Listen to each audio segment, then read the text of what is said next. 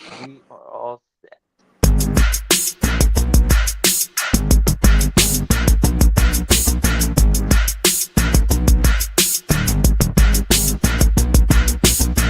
I can make things move. I can make things move. I said quarterback shit when I'm I said I said quarterback shit when I'm under the center. Game plan sick, talking under the weather. You know what we doing? I need that all expense paid inclusive. I'm the plug, so I'm plugged into it. About money like with Jewish white Christmas. I'm Scrooge, bitch. My mood is on cruise ship. If you ain't tuned in, you ain't vibing with my moon man. I move shit like Kerry. I'm the cold truth, Fletcher Reed, Jim Carrey. Everything mooey, that mean the price varies. Need that designer cream shit and all Ben and Jerry's. Cream get the money like 36 chambers. Baskin Robbins shit, 31 flavors. Keep it moving. I can make things move. I can make things move. I can make things move. I can make things move. Everything on me. Yeah, tell him Bogart scot-free. Lottie-dottie. Fuck with blow shoot, Tronin Pied Molly. Heard I carry weight, move packs like a dolly. And I stay fuming, clock me doing Godspeed. Business booming, back-to-back trips moving multiple units. Got mules, got universal soldiers, getting money for sure. Yeah, we ain't shrugging shoulders. You think I'm lucky getting over, made it far, cause I'm sharp, fuck a 4-leaf clover. On my 89, minus the flat top. Getting packs off, smoking on the cash crop. Money talk, if you're broke, then you can't talk. Play a never-ending ball game, Sandlot. I can make things move. I can make things move. I can make things move. Getting money when I land there. Smoking all loud so I can't hear. And if your boys bring the noise, all y'all pussies getting scraped pap smear. Codeine got me leaning, pizza. Put your boy on point, pyramid of Giza. I'ma rock like this till I'm an old geezer. No pizza parlor, but we deliver pizzas. Ask Uncle Sam, I'm taxing. Look, ma, no hands, telepathic. I can make things move, I'm carefully calculated when I make these moves. I run shit, don't let me get loose. I'm all about my decks, trying not to get goosed. Keep it moving.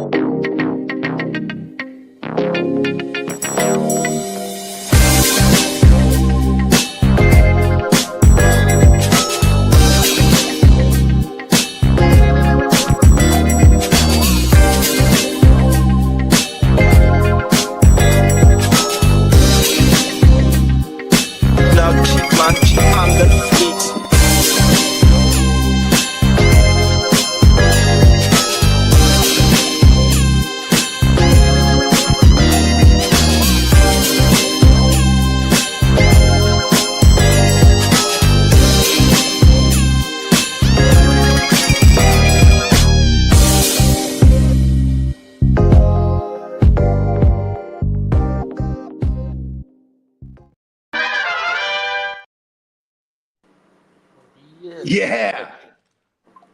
We I are love that here. spinny GWN thing. I Top felt of the morning. I felt it. Something about it was inspirational. It was calling my name, so I was like, "All right, here we go. Yeah. We're doing the Gen Wealth You know what? call." Go ahead and hit us off with another one for good measure. Pause. Yeah. Yes. Works. Well, yeah, man. Top of It the works morning, then y'all. and it works today. You know, I enjoy it. So, It's a good effect. I just got to start off this morning with a quick question, y'all. What? How was a weekend without football? It was different. Oh, actually, I mean, like, honestly, I'm a Jets fan, so I'm trying not to pay attention to the ugliness, but I'm awarded with the the knowledge and the idea that this team has a plan, and it's not to be like a 7-win team. So I'm not mad at the low win count. It's something that you might have to struggle with in the beginning of a great, recovery. Uh, we'll uh we'll trend upwards because it's hard to get any worse than where we were that last year. Right? So in essence, I was out of it. I clocked out a long time ago with my with my true team emotional, outburst. And then fantasy wise, that's the cool thing about Sundays is that hey, it's too late. So they're playing, and if you didn't make the right move, that's on you. Uh, doesn't matter Right? what happens. I just have to deal So with the speaking of facts. last Sunday, happy birthday, kiddo. Yeah, it's the Catman's birthday week. Let's go. Yeah, I entered my last year of the 30s, so uh, I'm fortunate. I feel lucky to Lee's be been where I am 33 at times. after 39 He's years. been 30, he's been 130, and he's been 230. He definitely has some He's sort of 300 years old. I'm ancient. he is an anomaly in a sense. And What, I haven't quite figured it out. You think he's an alien? I think he's kind of a cyborg, maybe. I don't yeah, he's know. like Some sort of I think we settled on. I think we settled on a cybernetic robot from sometime in space, right? Definitely yeah. alien to this Earth, Hey, but shout out to the chat, man. We got a couple yeah, Yeah. man. Let's shout the JD in chat the out. building. We got the What Ken up, Gucci. in the Chase? motherfucking building. And then Jimbo in the building. What's Top up, of the morning to Icon? you. You Yeah, know he that said he'll merch be is calling you later, fire. Bogey. Yes, Yeah. yes, because Jemo, you're going to Vegas, and I don't give a fuck what you say. You said it, so that means you're going. Man, okay. Well, he said call you later, Bogey, driving around looking for a briefcase. So, Come on, yeah, there you go. Samsonite. Love you, Jemo. Yeah, Happy New yeah. Year, brother. Hey, and that Samsonite is no joke. That's quality product. That's some quality shit right there. Hell Yeah. yeah. Mm-hmm. Luggage He can get said, beat up real fast. I Denver remember in has Denver, though. In Denver, he's like, "Oh, look on the briefcase. Oh, Samsonite." I was way off. They're trying to look it up in the fucking phone book. Those things the were not frequent cheap. flyer. He's like, it lasts I all remember back year. in the You're day, like, you used to have all to put your year. name on something up. Like, say you got school or stuff, and you lose your hat, and the motherfuckers somebody else is wearing it. Like, no, this is Bro, my I hat. don't Like, know nah, if bro. you've seen it. Yeah. Right there says my name in it. Hey, you seen how they treat the bags, right? It's no Mm-hmm. joke for that bag. Being a bag is it's not quality of life when you're in the air or getting transported to even to the aircraft. You know what I mean? Mm. So what you get in? Did you get anything in for your birthday? Shit. Okay, so You're off. You're I off, think I've right? You're talked off on about it a on couple weekends. times. I'm in the middle of trying to find a new apartment, and I found one. So Oh that yeah, was happy birthday! that was Look fun. at that. Yeah, I went out and I was looking around, and then made my decision the next day that I said I went with this one. I was gonna go out and look again, but I was there Are was you in too the many. Are you in the building again? Or are you in like a townhouse type of shit style? Nah, this big complex in Irvine, California. For Oh wow. Okay, so you're moving. Nah, it's right down the road. Yeah, Yeah. but I'm just talking about like. Oh yeah, you're right. I forgot. Irvine's right Santa there. Ana, Irvine are I basically forgot they're all neighbors. clumped up right And there. yeah, it's like imagine a clock, and then there's like, okay, there's one here, there. They're just And kind of like, Disneyland's right there. The Magic Kingdom's right there in the middle. Think on the side. yeah, for Anaheim and I guess a lot of Orange County. Yeah, I don't know. For me, it's work. That is where I spend most of my time. Magic Kingdom. Yeah, that was by choice. I was fortunate enough to be like, dude, this is gonna be cool.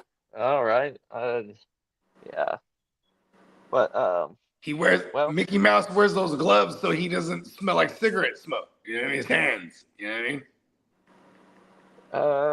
Mr. Disney, Mr. Walt, he was a cigarette smoker, that's for sure. That is crazy. Yeah, he was always like this. They You thought guys it hear was just my? some gesture You guys probably hear that. because they didn't erase him with the cigarette in his hand forever. There's a Yeah, I didn't know that till Guccini put us onto that shit. I was tripping. Yeah. Yeah. I just got these. Well, you know new what? headphones. I thought. Speaking of tripping, you must be tripping if you ain't tuned in to another Tuesday, 1st of February, live edition of the Wake Your Game. Yeah, made it. That sounds like a horse. I don't know. I turned these headphones on today, and it did something different, and I was like, they said ambient something, and I'm like, oh, okay, because the last mode was kind of like no noise canceling, and I couldn't hear it ever. The stupid one of the reasons why I want to move is that thing right there, the loud. Oh yeah. Yeah. Now you get your own network instead of using the same general joint that the building or how's it work in the other building actually? It's a normal I guess what do we call that, central AC. You know what's hella dope? It's not exposed. It's not a unit that's exposed. There's is exposed like it is here. Are you far from the campus? UCI is not too far from where I'm at. I'm pretty close to John Wayne. That's the airport in Orange County. My daughter got accepted to like almost everything she's applied to. She hasn't heard back from Irvine because she kind of wants to go to Irvine. Oh, cool. Yeah, they have. Does she play tennis? No, but they have like. She used to do gymnastics until she all the way up until she was about whenever COVID happened. That shit fucked it up for her. There's a couple of sports teams that if you're talented in those teams, they'll want to just get you in that school because it's not a popular school. It's not that it's a bad school. It's just not too popular. It doesn't get the name recognition, so it gets some recognition as a party school. A lot of parties. You know what I mean? Yeah. That's California. Like look at this. It's nowhere worse than San Diego State. I can guarantee you that's another place Arizona. She's waiting to hear back from SD also because she does want to go to San Diego. That's I would love for her to go to San Diego or Irvine because it just feels like I grew up in San safer. Diego, and nobody ever said the education there was lacking any quality. So, bro, she got like I said everywhere, like even like Chico State, right? Yeah. Like some of her friends are going to Chico. Like, oh, apply here, and she's like, I'm kind of thinking about going there. I'm like you could party anywhere. Like you just want to go to Chico because you hear it's like a party like place. That's right. And it's in the middle of Fucksville nowhere, so it's like, of course, it's a party state. And then but it is a good school for his work. Like Song's kids, shout out to our man Song. Both of his daughters went to Irvine. You know what I mean? And I was like, okay. I mean Irvine, Chico State. I mean, I was like, okay. You know what I mean? I had little cousins and shit, and some nephews that went to Irvine, so they were kind of, that's kind of one of the premises why. But then she got accepted to like Pinkerton and you know what I mean? Like Pinkerton, King D. What up, King D? Pinkerton somewhere down there too in SoCal. Can't remember where, but yeah, she wants to get up out of here. That's for sure. She's ambitious, so you know what I mean? At least she got that going. It's crazy because she wants to be a lawyer. And then JD, he was like, they got a fucking little pre-law school over here in Sac. And I was looking into it. I was like, oh shit, there is one. But she's like, I don't want to be like local. Like she wants to get the fuck up out of here. It's good though.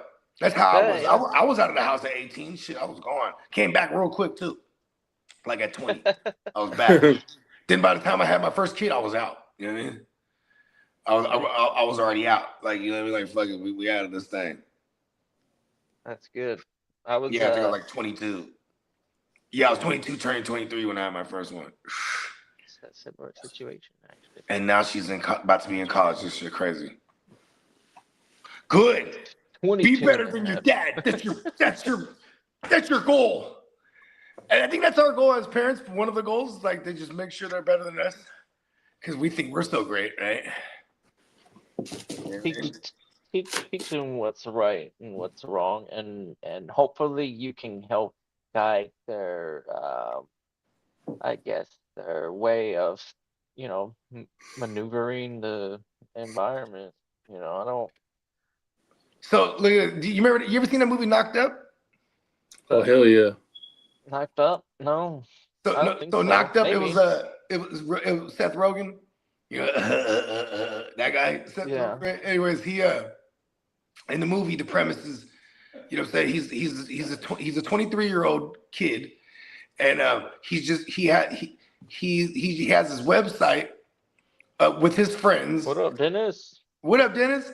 And this is probably like, this is like around 2006, 7. So they have this website where you could see like celebrities, news celebrities from movies. Like they clip it up, and it's called like, I forget what they call it, but like this is him and his group. Like they have aspirations of getting this website to blow up, right? And then like he goes to the club, meets his broad, knocks her up. You know what I mean?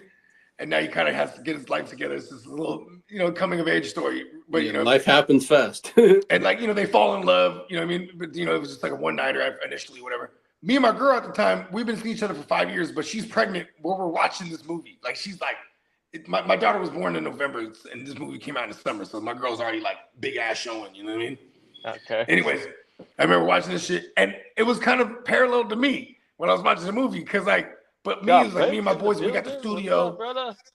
What up? Top of the top. And Albert. What's up? What up, Albert? Fellas. Yeah, man. Shout out to all the folks in the chat, man. You know what I mean? Man. Put it in the chat. Put it in the chat. Let us know what y'all did. What's up, Derek? What up, Derek? Yep. Everybody put it in the chat. What y'all did this past weekend, which was the first weekend with zero football in hell months. You know what I mean? Because that's always weird and shit. You know what I mean? And what y'all do? You know what I mean? Maybe people actually have lives though. Because me, I'm like, when it's football, I'm like, it's scheduled programming. I was scouting with JD. Hey. I never realized that's the only scheduled programming that I watch is football. So the last person that was like a Senior Bowl freaking standout. Guess do you know who's on my mind? Guess which player I'm thinking. Was it the Brock? No. Oh. He is on the 49ers though, so that's a hint. Was it Big Fred Warner? No. Nah. It's old bullet to the butt. Oh, Ricky. Okay. Yeah, he had a he took it through the game. chest. Pause. Okay. My bad. Wrong part. Yeah, to the ass was Brian Robinson. Okay, my bad. I mixed up incidents. Pause. Yeah, should have paused that. I should have paused that. Oh shit! I don't have my shirt on today. Usually I got the. No, that was me. That's it. That was me that said the foul shit. I said the foul shit. Okay. On this other podcast, I'll be fucking with the Jadakiss joint with Fat Joe. They have paused flags and shit. Throw a flag out like a fucking penalty. Yeah, looks like we got some chores done in Bakes' house, and Nice. he sat in the corner and cried. I don't know. I'm sure you got some shoveling done in the morning. That Minnesota lifestyle in the winter is no joke. You ain't lying. Derek, No, I'm all set on that though. he was watching Teo and Shakur fight. Oh yeah, I heard Shakur whoop that ass. Okay. I didn't watch that. You know what's funny? I was talking to Derek that morning, and he was telling me about the fight. He's like, "Oh, it's a big ass fight." I'm like, "Oh shit, I'm gonna watch this shit." Dumbass forgot right after that combo. Woke up the next morning, and was watching all the clipped up shit people talking about the fight. I was like, "Oh, fuck, I missed the fight." Yeah, there's been some good ones, some ass whoopings.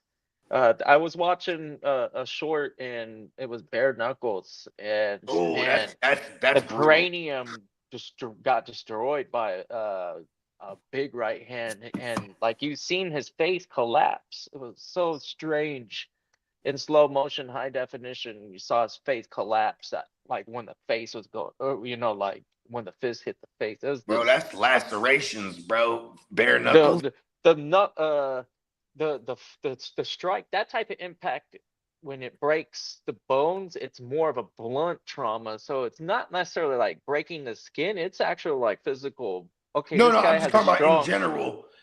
Fit bare knuckles is lacerations, but yeah, I'm telling you, there's nothing to absorb Yeah, this the guy pounds just of pressure. was absolutely That fool broke his annihilated, face. deformed. There was no like tears or anything to the skin because he's a Damn, so he boxer. just His skin is thick, but he he just got his face is annihilated in callous. the right spot, and because it was bare knuckle and that hard impact, it broke the bones, and that like that impact, it was so brutal, dude. I just didn't like Right to it. the I was like, orbital. Where'd he this get him is in the orbital? this is too tough, man. It's like at some point we gotta be at least civil about fighting, even.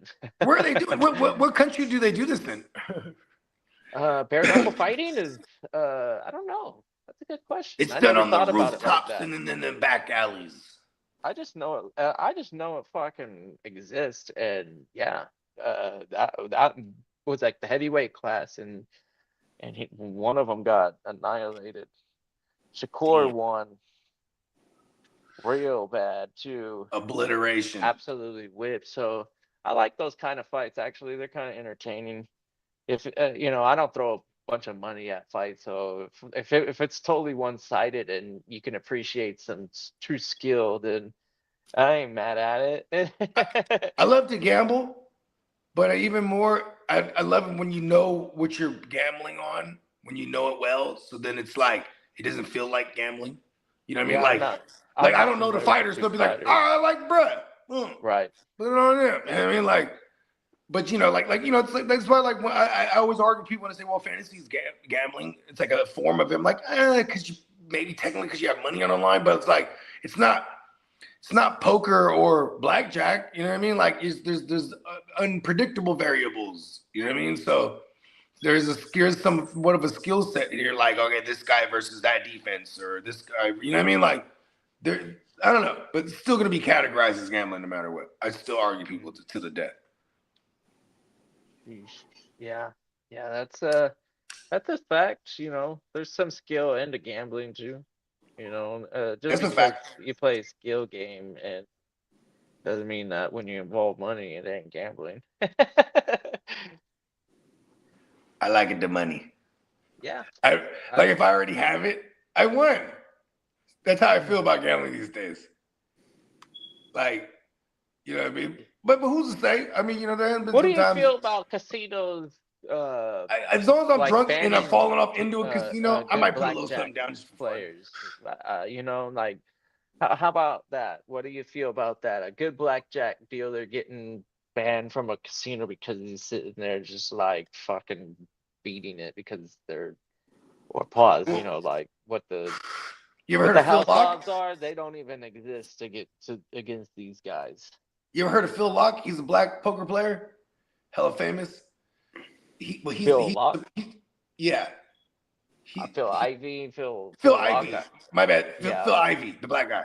Phil yeah. Yeah, Ivey. he's pretty damn good. Yeah. So look at this.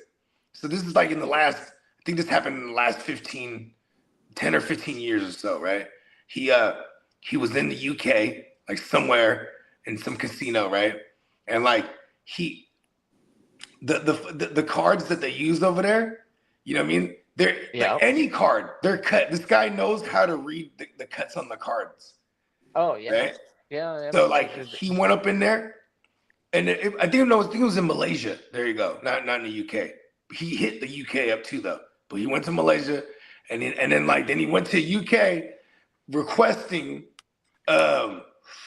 this specific brand of card. He had them hold like 3 million. top of it, Peacock. What's up? Top of the top, Yeah. Peacock.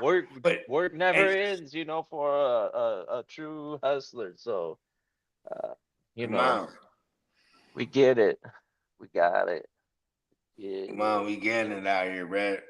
But yeah, Ivy hit him off for millions, bro, and like then they wouldn't pay him. And it was a whole thing. Like he went to court and all that shit, and I think they settled it with him, or something like that. Forget what it was, bro. But they're trying to get him like thinking they say he's cheating, and of course he wasn't going to admit to nothing. You know what I mean? They took his ass to court. I mean, he took them to court like, you got to pay me. You know what I mean? But he just, it was crazy, man. He request because the fact that he told him like, here's $3 million of my money. Hold this shit, I'm about to play crazy. You know what I mean? But he's like, but since I'm giving you $3 million of my money, I want the specific deck. So they get a brand new thing of this deck, and then it was a single deck, and then he wanted the card machine there. So they don't know what the fuck to do. You know what I mean? But he just look at, yep, Every time he's looking at the card that comes out, you really do. You feel me? Like it's just crazy. There's some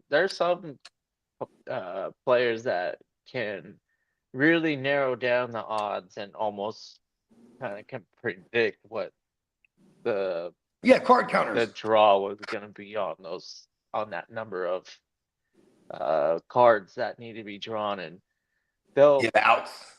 Yeah, they'll figure out something and have a better odds, and that's why they come away with earnings rather than this losses. dude was going heads up. Ivy was going right. It's on YouTube. There's plenty of little mini documentaries of people that covered this shit. There's a couple good actually Hollywood films that I think are interesting too. Yeah, 21. Rounders I think is a Rounders pretty was neat good. one. Yep. Yeah. Like the desperation Hey, mode this of that man is one money. is pretty cool. You're like, man, this guy's desperate. He's really getting down with the cards. Okay, shit. Yeah, there was Okay. I saw some shit. What's the dude? Is it David Blaine? Who's the one that put himself in the ice? Or just recently he did the balloon thing. This guy, is that David Blaine? Anyways, Too sure. I haven't he was talking about there was a kid. Magic. There was a kid in Vegas. Well, this guy's probably like 60 years old now. But he was a kid when he moved to Vegas. And he's so fascinated with dice. So this fool, he had his mom get him a life-size table. And every day, this motherfucker practiced with the dice. Yeah, like you can get he got so talented good, at he could hit it right off the wall of the thing and make it land certain numbers, but he would always have to hold it a certain way. You know what I mean? Like if like he needed a certain number, he'd hold. This guy was that good. He ran it up. When mind you, he's probably like in his 20s now. He's like, all right, it's time. He runs. Probably when he was 21, and he runs it up. And then he's one of those fools that's famously on the fucking in the black book. You know what I mean? Because they eventually were just like, we couldn't figure it out. Just like he just wins all the time. Fuck him. Get him out of here. You know what I mean? They probably figure out like what the way he positions. I don't know, but he had his technique down so good, right off the wall, every time. But like, imagine if you had from one age, like whatever it is, 11 or 13, whatever you just have this dice in your hand every day now. You know what I mean? Like for Phil Ivey, he's playing cards his whole fucking life. You know what I'm saying? That at one point he's like, hey, you ever notice the cuts are different? You know what I mean? Like then you start searching the factories that cut the cards up and all this shit. You know what I mean? Yeah, that's an interesting fact. Chess is another example of when children, when they're involved, they can elevate the game, and all of a sudden, age is no longer like. Look at this, bro. Even enough. Look, you're in your late 30s now, right? I'm not trying to bring it up, right? I'm in my 40s now, and it's great. I promise you. It's great on this side. Anyways, when we're the same generation. We're within the same couple of years. When we were kids, a motherfucking fight break out in the playground. You know what I mean? It might be a little bit of stand up, right? But it's gonna get to the ground. You know what I mean? It's more like some wrestling, right? It was fight. Yeah. Yep. But see, now imagine these days, right? Like kids ain't ready for leg kicks. There's kids that are busting leg kicks out. They're training MMA now from as a kid. I'm an Ultimate Fighter. That shit came out in the early 2000s before Ultimate Fighter, right? Mixed martial arts wasn't really. You had UFC in the early 90s already, and you might have had some mixed martial arts dojos, right? But like for the most part, it wasn't until the early 2000s when it exploded. So now you got kids that were born or that were maybe like born in the year 2000 and then raised up as fighters training MMA. You know, these are the guys that are fighting these days. You know what I mean? Now in 25 years old, 26 years old, right? You know what I'm saying? Like they've been fighting, if they've been training MMA their whole fucking life. It's different Yeah. when you Skill get level someone. wise, they Yeah, definitely have an advantage because the experience that they were handed is finally generational. It's like, oh man, this guy taught me and he learned from this guy and that guy how to like really kill for real. somebody on the ground and That's how it used to inside be this with ring. jujitsu. Because Before that's the how I explosion of feel that MMA, whole MMA thing is. It's more or less how can I kill my opponent, without a weapon. facts. Really? I But mean, there's a like, ref to stop it, right? Like, don't kill him, okay? dude, like fools that are like super dope at jujitsu, like, you would never even know. You know what I mean? You might fuck with this dude at the bar and start some shit. You're You definitely push the gonna dude. This fool will break choke you out with your own shirt that you're wearing. something, You know what I mean? or a ligament is going bye-bye. For That's real, something's definitely getting a broke. fact in that. I was Break watching your something shit comical. standing. There was it kind of evolved into this guy. He was doing the Karate Kid Karain thing, and then there was another guy just like straight to his ass and just like kind of like does one of these And things. He's waiting for you to like roll. I'm like, what the hell? That's not even fighting at that point. It's like, what am I? What? Okay, come on, man. I I don't, mean, shit. I don't know. Hey, It's look, MMA if for a you start reason. You shit, can hold do on. whatever you need If to you do, I start some guess. shit with somebody in the bar, and this fool, he says, hold on, takes his shoes and socks off, bro. This is probably just don't, listen, bro. It's The all only offense he has is defense. It's so weird. Yeah, I don't know. breaking shit. At least at a competitive level for some of these guys, it almost Hey, looks look, like their you best don't never offense see is it. Only defense. Steven Seagal was the one that ran around like, I'm a black belt in Aikido. Ain't nobody fucking with no Oh, nobody Aikido, ain't bro. fucking with Aikido. You Nobody know that fucks with no Aikido. Chuck Norris already squashed that fucking thing a Yeah, long, that long is time more like ago. a show. Aikido is more Chuck like a Norris was show. the first one I think that might have come out and said, "Nah, that motherfucker's a fraud and a liar and a con artist and he ain't shit." And Yeah, because honestly, bruh's you a world won't fuck champion. with Chuck Norris because Chuck Norris, the world that's champion, not a bruh. lie. When all those things that you ever heard about Chuck Norris and you know what you've heard, it's all true, 100% of it. All of it. It's all true, dude. It's all true. Chuck Norris is You ever badass. seen that joint? Remember the joint in the movie when him and Bruce Lee went at it? It's dope because they're in the dojo and before they go at it, right? Yeah. They're like stretching and doing all kind of shadow boxing and just, they're doing Yeah. their own thing for like 10 minutes in the movie. And then after they're warmed up, they get their stances against each other and then they go at it. It's fucking badass. They yeah, that I'm sure they sparred pretty good a couple times, but I gotta say, pound for pound, there's no way Bruce Lee's winning that fight. Chuck Really? Norris, yeah, Chuck Norris is winning that fight. He's got the advantage through elite competition. He actually was a combat sport champion. One So inch punch. not Don't get I'm close not to him. I'm not taking anything away from Bruce Lee. I love Bruce Lee as much as the normal fan of 80s kung fu, but 80s 70s kung fu and I'm talking about even Green Hornet. I enjoy his stunts there too. He just pound for pound, I'm saying that in a fight, that situation, there's no way Chuck Norris doesn't get him good. And Jet Li. Bruce What do you Lee, think of Jet Li? um, I don't He's an know. actual Shaolin monk. I Shaolin monk fucking. When's the I don't last even time know you if ever that's seen a true. Shaolin I monk don't in even the know if that's ring true. I just winning threw that fights? out there. At least in the beginning of UFC and Ultimate Fighter, a lot of karate and stuff that Chuck Norris was really, really effective at in fighting competitions. He was the best of the best at one point. Um, he, yeah, I Bruce think Lee, it's he didn't pronounced need to. karate. You know, Bruce Lee, Karate. the Chinese way of film and stuff is very like old style in his like when he was young. So it was a lot of opera stuff. So he was already he's like you got to consider him a ballet first and then a martial artist in my eyes. So he's doing the He's super of the like theater arts. aggressive version of ballet. He's of the theater arts.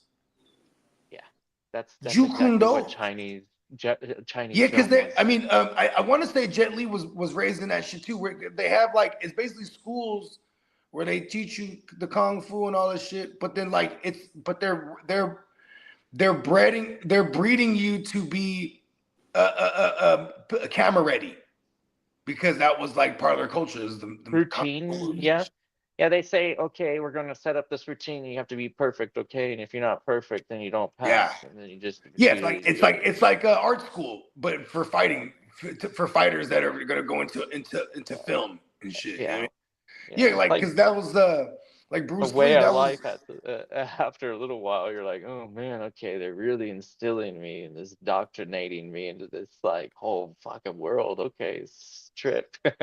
like I remember when Jackie Chan first Supposed to hit the dedicate scene. everything to it. Like Jackie Chan, he was dope because it was like he could do everything with the environment around him. You know what I mean?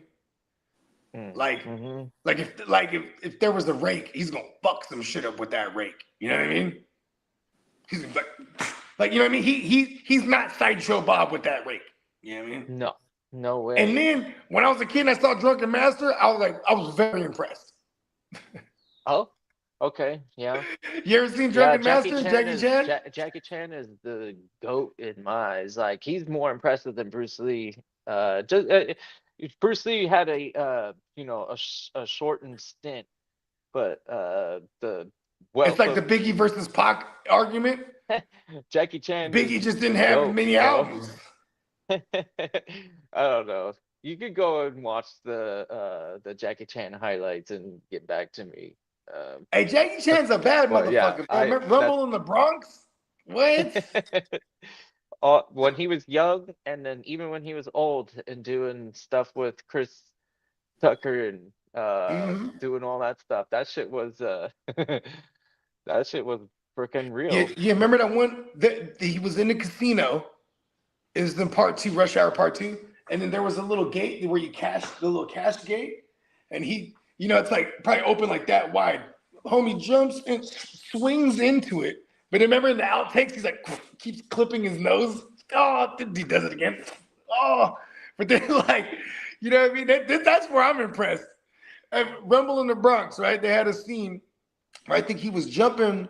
He was jumping from like a ledge onto he was jumping from like a ledge on a bit from a building What up, onto Brandon? to like a fire escape. What up, Brandon? He was jumping onto like a fire escape or something. He lands hella clean, but then like he breaks his shit. You know what I mean? And then like they wrapped his shit up. You know what I'm saying? Then he's boom. At the next day, he's shooting again. He's wearing the cast underneath the little jeans he's wearing, and he runs, jumps again. like Jackie Chan is a bad motherfucker, man. Yeah. Hey, in Rush Hour, he had got handcuffed to the steering wheel, right? Then he gets up into there and he's fucking all the agents up with the steering wheel, using the steering wheel, fucking fool's wrist up and shit. Shit was hard. Crazy. Yeah. Some of the stuff in China that he was doing too was pretty impressive. He was easily seen in a lot of other stunts as like a background. I watched the Netflix or something, and I remember when he was doing some roles, it was a lot of background work, and some of it was in like Bruce Lee work. He'd be in the background, and at times he had that moment where he felt like, okay, I'm getting acknowledged that I've earned some respect from Bruce Lee. Yeah. So that's really that's probably the most satisfying thing that you could probably experience from his point of view. It's like, oh, I okay. have a problem. I have a problem with that when they did the revamp of the Karate Kid. I had no problem with like the casting, but I had a problem with it's called Karate Kid, and they had the motherfucker teaching them kung fu. I'm gonna teach you kung fu. It's just called Karate Kid. I'm just, yeah. Yeah. Anyways, the first time I ever seen Jet Li on anything, because I wasn't really like a Chinese kung fu buff as a kid, outside of like the shit they dubbed in English, right? Long story longer. What was his name? Who were we just talking about? Jackie Chan, right? Oh no, Jet Li. His first appearance that I saw was in Lethal Weapon 4. And he played the villain. He was fucking nasty in there, man. What's up, Cole? Yeah, we primarily talk football. We rabbit. Cole Damiani was saying, "Ask football." I don't know if that means if you want to ask some football questions. Yeah. But Go yeah, ahead. Ask us fire 'em out. anything. Yeah, man. Go ahead. Drop the question in the chat. And you know what? I think it is about that time. Let's go ahead and take them to the streets, and we'll wait for this question too. You know what I mean? Yeah.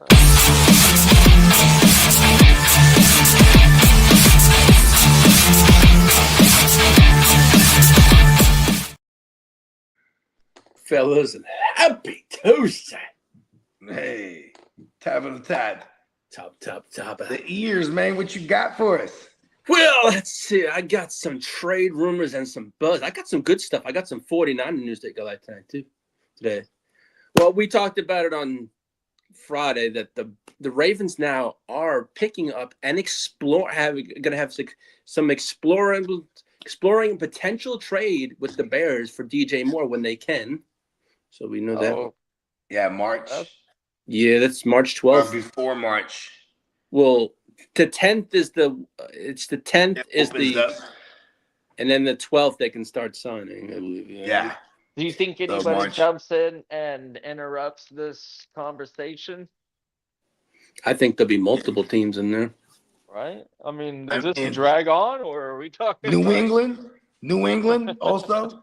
I could see Tennessee also. Because Diggs is only there for a year in New England, you know, and he's only going to be a year older. So I could see them still sticking with the veteran route and then, you know, trading for a DJ Moore. Well, watching that press conference last night, did you know what Diggs said? The team that he almost went to was Denver before New England. But because there was a correlation with someone he played with in Buffalo that was on the staff.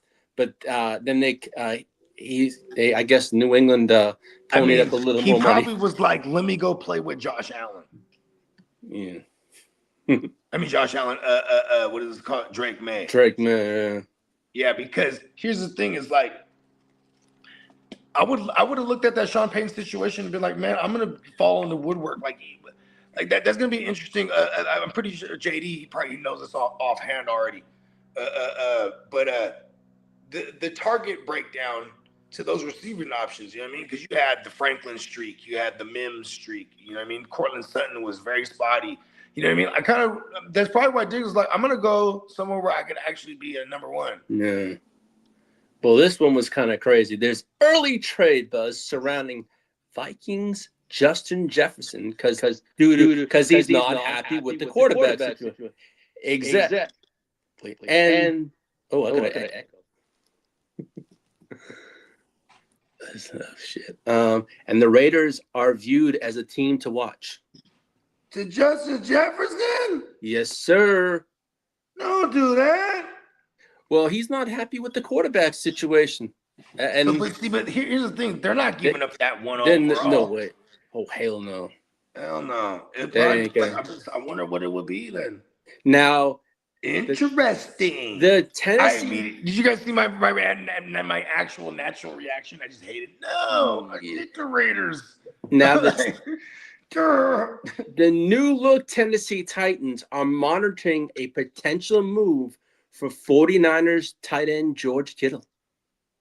I mean, he's done right now. Yeah, well, here's the thing. He owns a home in Tennessee. He has a very close relationship with Robert Saleh. and they view him as a very strong mentor. A very close relationship. How? I allegedly. No, I'm just fucking with you. Anyways, yeah, I saw that. I mean, Yeah. there was Tennessee trade rumors with Kittle for the last Before. few years, ever since Yeah. he bought that place. He has like Yeah. a big ass compound. Yeah. Or like he built it too.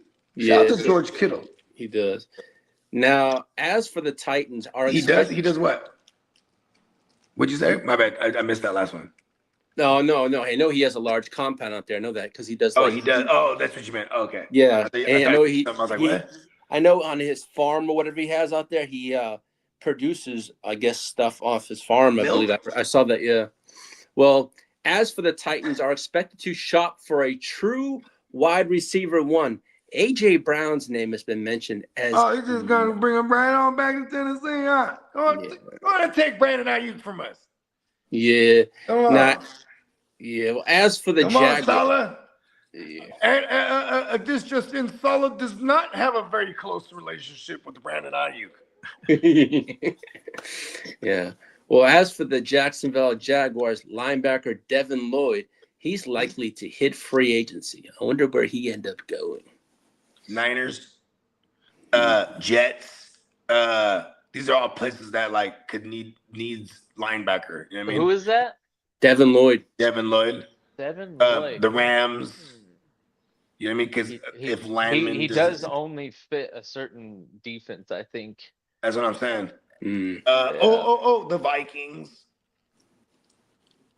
Because he's not the best player, but if he's in a role that he doesn't have to be a captain and stuff like that, I think he's not I don't think he's ever played middle linebacker for Jacksonville. That was the primary goal with him. Yeah, because then they had Olakun there. Olakun came in probably. Was it at the same time? The same year, yeah, when he was a rookie. Yeah, because Devin Lloyd, he fell off. He was the year. Jacksonville. He wasn't really a thing there. Yeah, Devin Lloyd was the year after the 21. I think he was in 22. He was drafted. He was also a first rounder, but it was Jacksonville. They had just took Etienne and Lawrence. Or Lawrence and Etienne in that order that year prior. So then they didn't pick up Brez's 5th-year option because that would have been this year coming up. So he's free to go. I wonder if he's restricted. How's the echo? Is it's much there okay, cool. I have nothing now. Now, as for the Cowboys, they held preliminary extension talks. There's another one, the Cowboys for Devin Lloyd. My bad. Go ahead. Well, the Cowboys held preliminary extension talks with running back Javonte Williams, but talks paused because Williams has to select a new agent. Talks paused because he said something inappropriate in the meeting. Yeah. Now, as for Gang Green, the franchise tag potentially is in play for Breece Hall. Yeah, be $14 million. Yeah. So I think And I think a running back would be very happy to do that. He just wouldn't be happy with the security of his future being a running back when you get older. Yeah. Now, as for tight end Zach Ertz, he's looking to continue his career after his ACL injury. Good for him. Yeah. Because that shit happened hella late, like week 16 or something like that. Yeah. Now, as for the Broncos linebacker Trey Greenlaw has been named as a top cap casualty via Bleacher Report. He played only 58% of the defensive snaps. He's coming back to the Niners. Let's go. And would save about $6 million if he's released.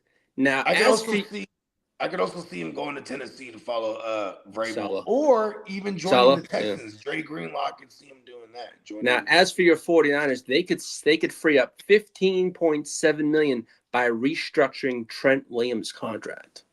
It's gonna happen. Yes, sir. And hold on.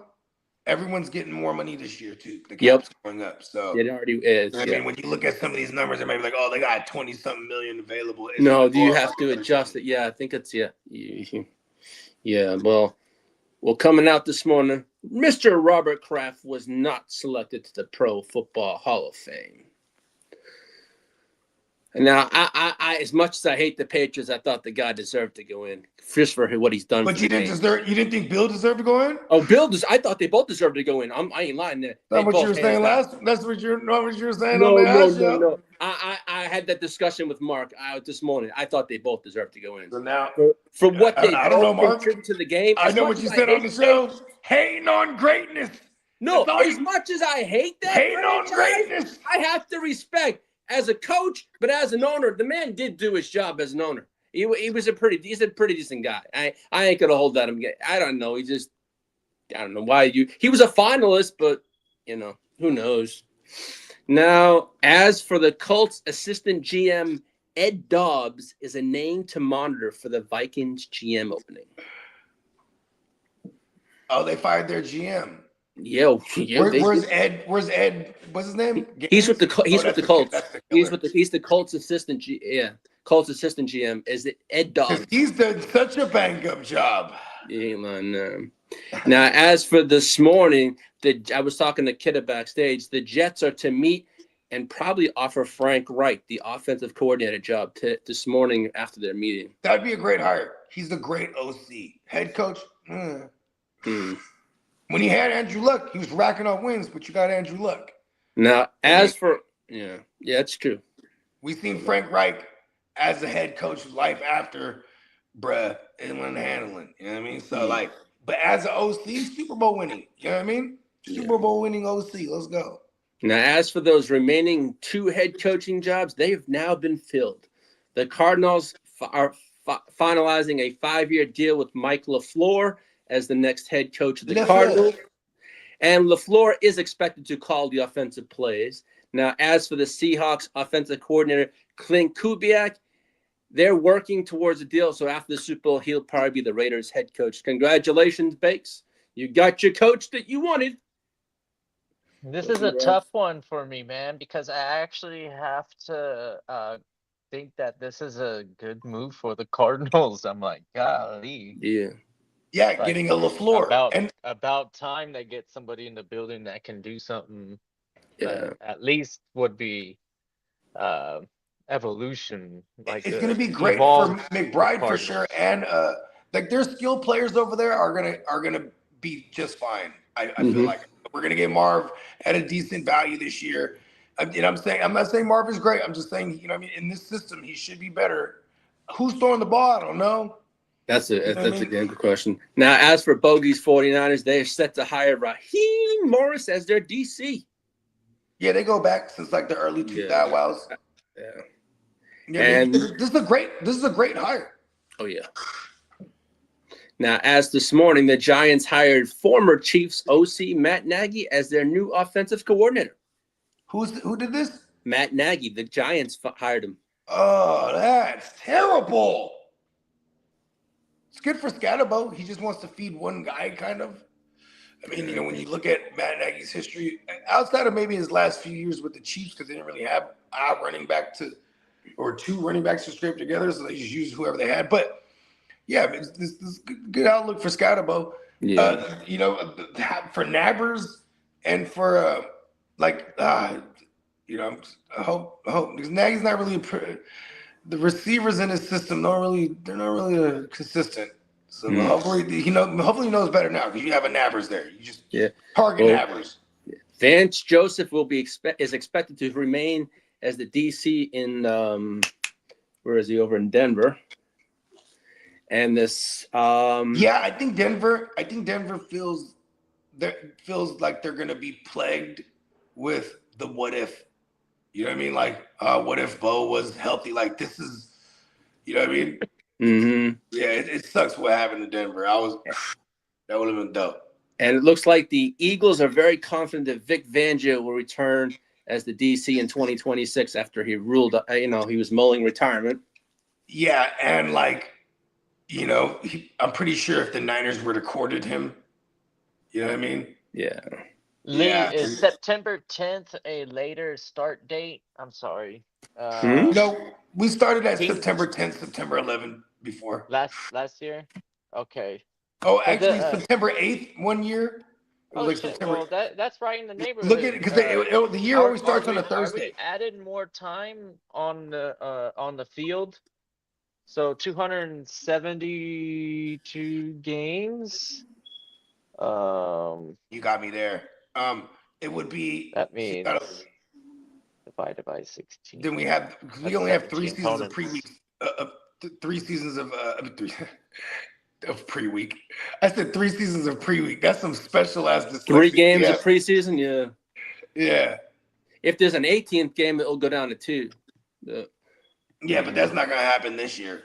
No, this It could happen as early as 27, but like I'm probably in 28 is when that happens. yeah, they still got some hangups to do on that stuff too. It's not. It's really like just getting the money right, bro. Because the NFL is gonna want to do this. It's just making sure they put those deals in place to make sure they net them the fucking tens of billions. You know what I mean? Yeah. Is it Well, because there's still only going to be one bye week, right? There's not Yeah. 2 bye weeks. No, Well, it'll be 2 until bye they weeks. add- it'll be 2 It'll be bye weeks 20 when it goes to weeks. 18. It'll Yeah. be 20 weeks of a regular season.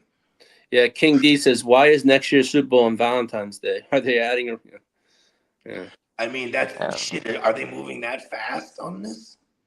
Like maybe it is I'm next looking year. at it right now, and it says a 17 game regular season. So no, it's not changing. Okay, yeah, it's not next year.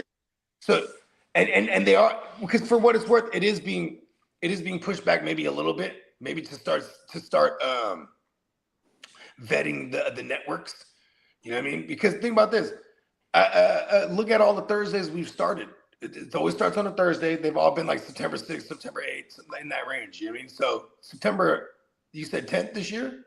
That is late-ish from what we've seen before. You know what I mean? I mean, we used to have a time where it would be it'd be the week after what is that, Labor Day weekend, Memorial Day, Labor Day, right? In late early September, because motherfuckers used to do their drafts during that weekend, or they'd be camping. And you could I'm camping, bruh. Yeah. Well, the Broncos promoted Davis Webb to the offensive coordinator. Wow.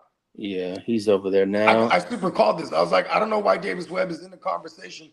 I think it's because of his ethnicity. You know what I mean? Like, because he was getting interviews because of the Rooney Rule for teams that have to interview a fucking minority, right? But then at the same time, I was like, I don't understand why he's getting these opportunities outside of that. But if he gets the OC gig next year, makes some noise, then he's really in a conversation. Yeah. You know, look, this is the road to it now. Also, Broncos GM George Patton is very interested in the Vikings GM opening. So that's another name that there. Where's he coming from? They're from Bronco. He's the GM with the Broncos now, but he would love to maybe jump ship and go over to Minnesota. For real? He's interested in that job, yeah.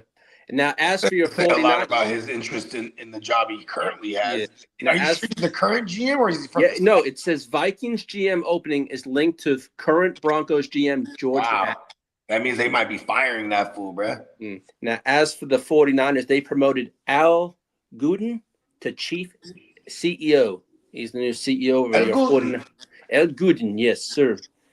Now, as for the Ravens, they hired Anthony Weaver, but he was hired in a non-play calling defensive role.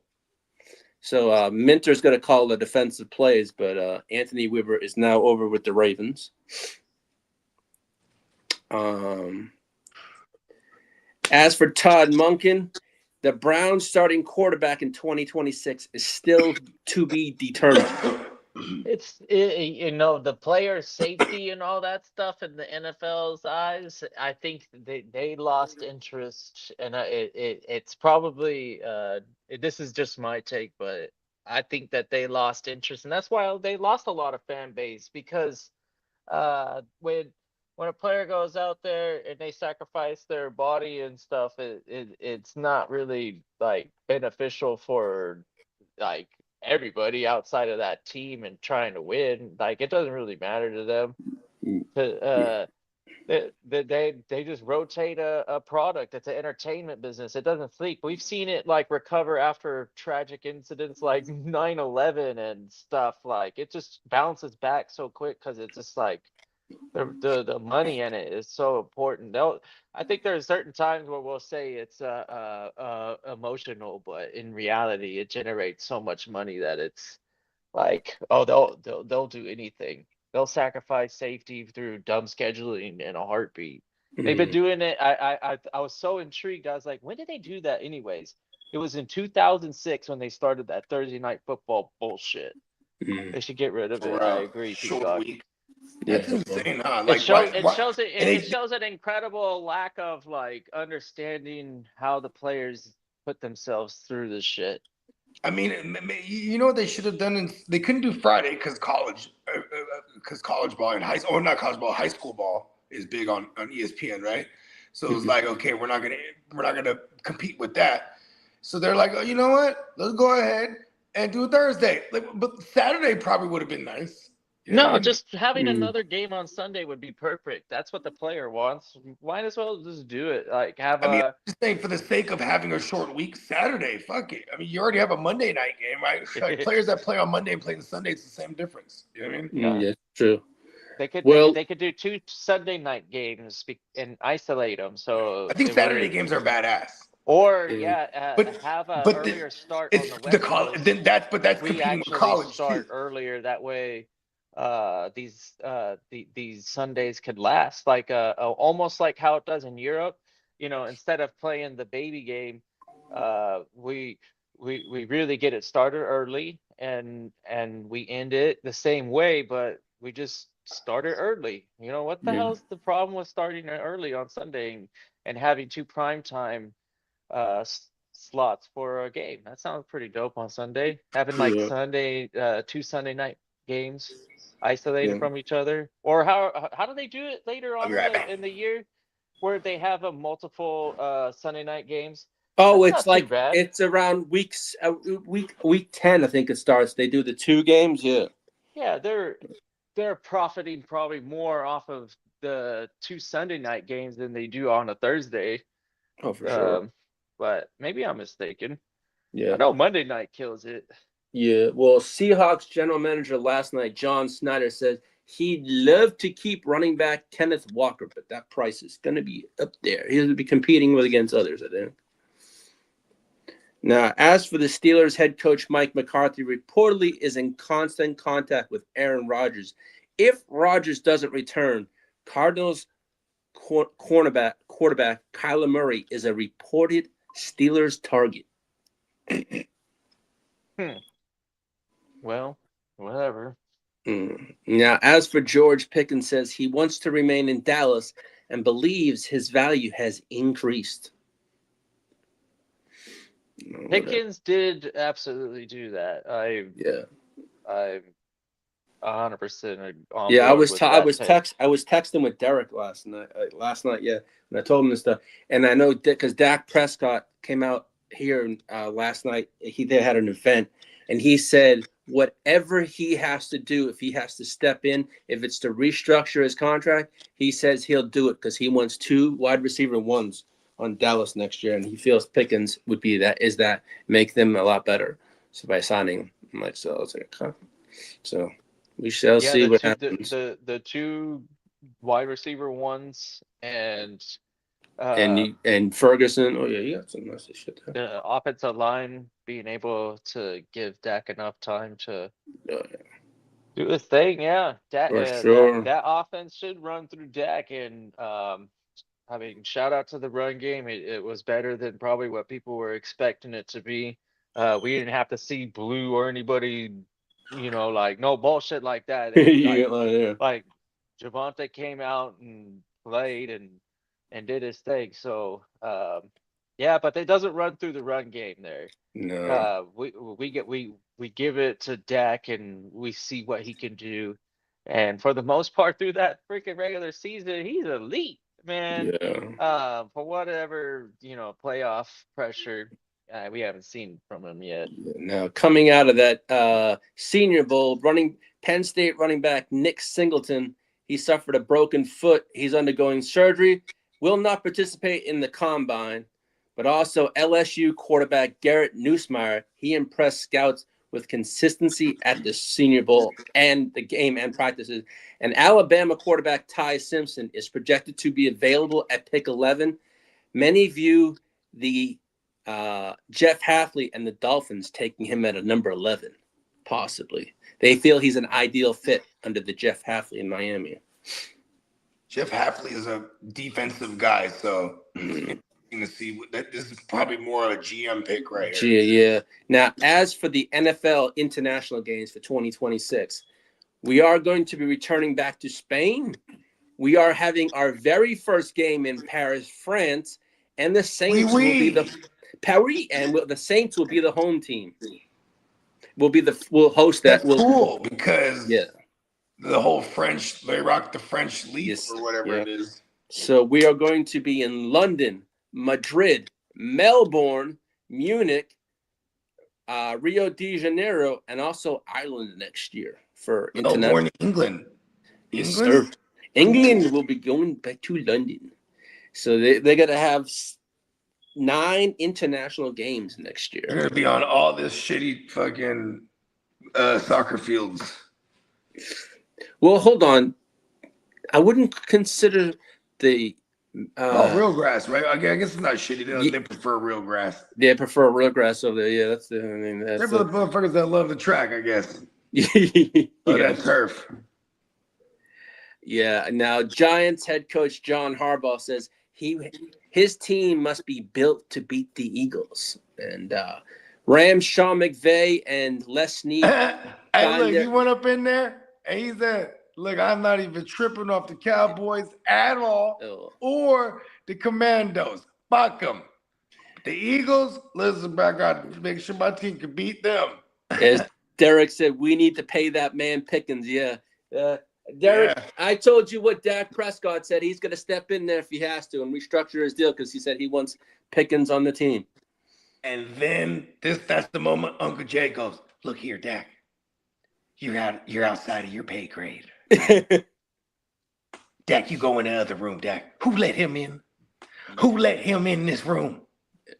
Well, Rams head coach Sean McVay and GM Les Snead, they signed their extensions yesterday.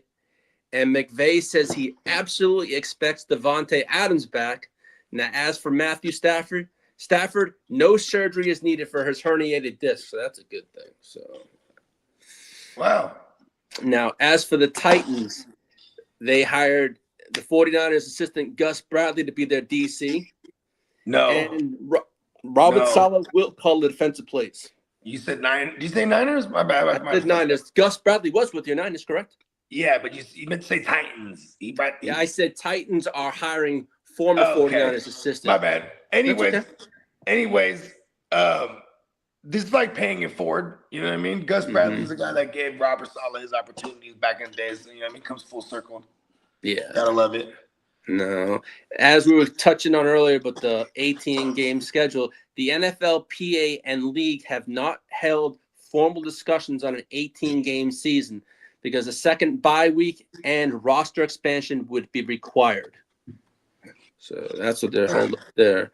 Now, as for the Bleacher Report, named the potential 49ers cap casualties would be, we know Brandon Ayuk is one, edge Bryce Huff is the other, and offensive lineman Jake Brendel is the third name. Brendel, whatever name.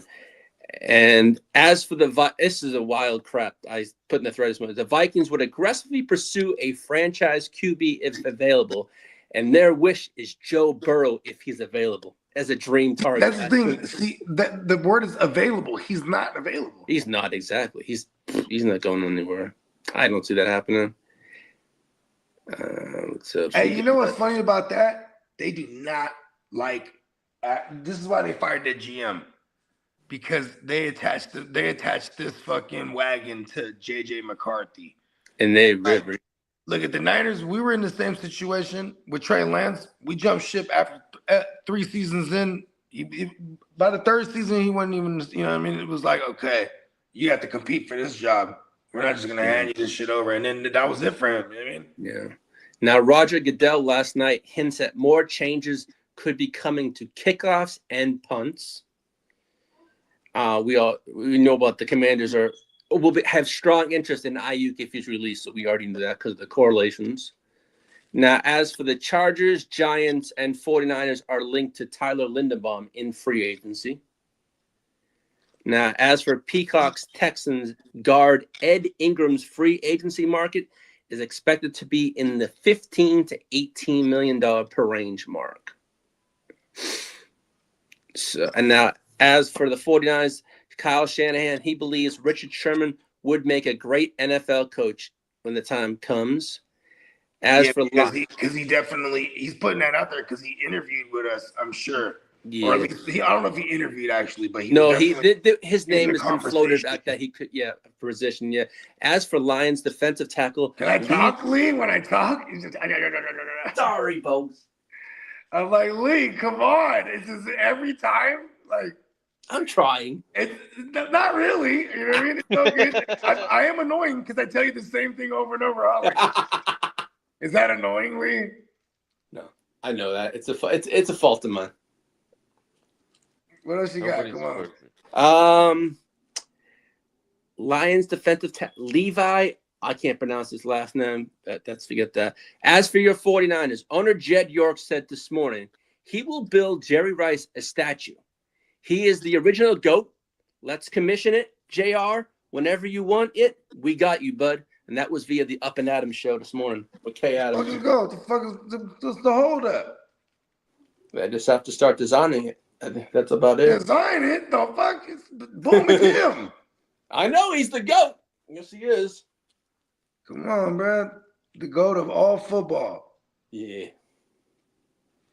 When it comes to that, yeah. And that's all the news. Hey, it's nice to see the leagues open. That's going to be fun. Yeah, that should be fun. The fantasy leagues? Yeah. Yeah, I saw them open up.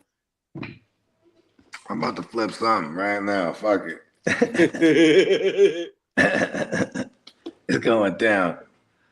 I'm trying to tell you. You know what's crazy? People love this 2027 class. They love this 27 class, bro. Yeah.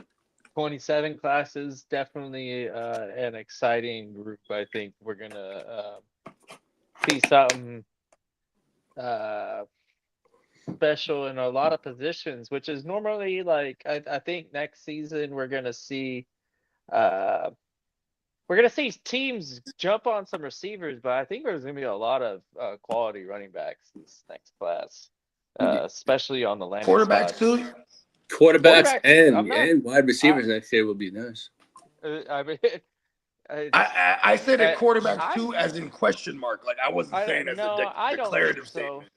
I think that the cream of the crop is pretty good. I think Mendoza could probably. No, that's this year. I'm talking about next year.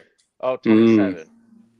Yeah, that's the quarterback class for sure. Because look, we got a Drake May and a Bo Nix and a Jaden Daniels out of last year or out of 2024's class, right?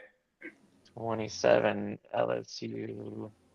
Like, you know what I'm saying? You got to go back to 2020 when you had some, another good influx of QBs that are still around.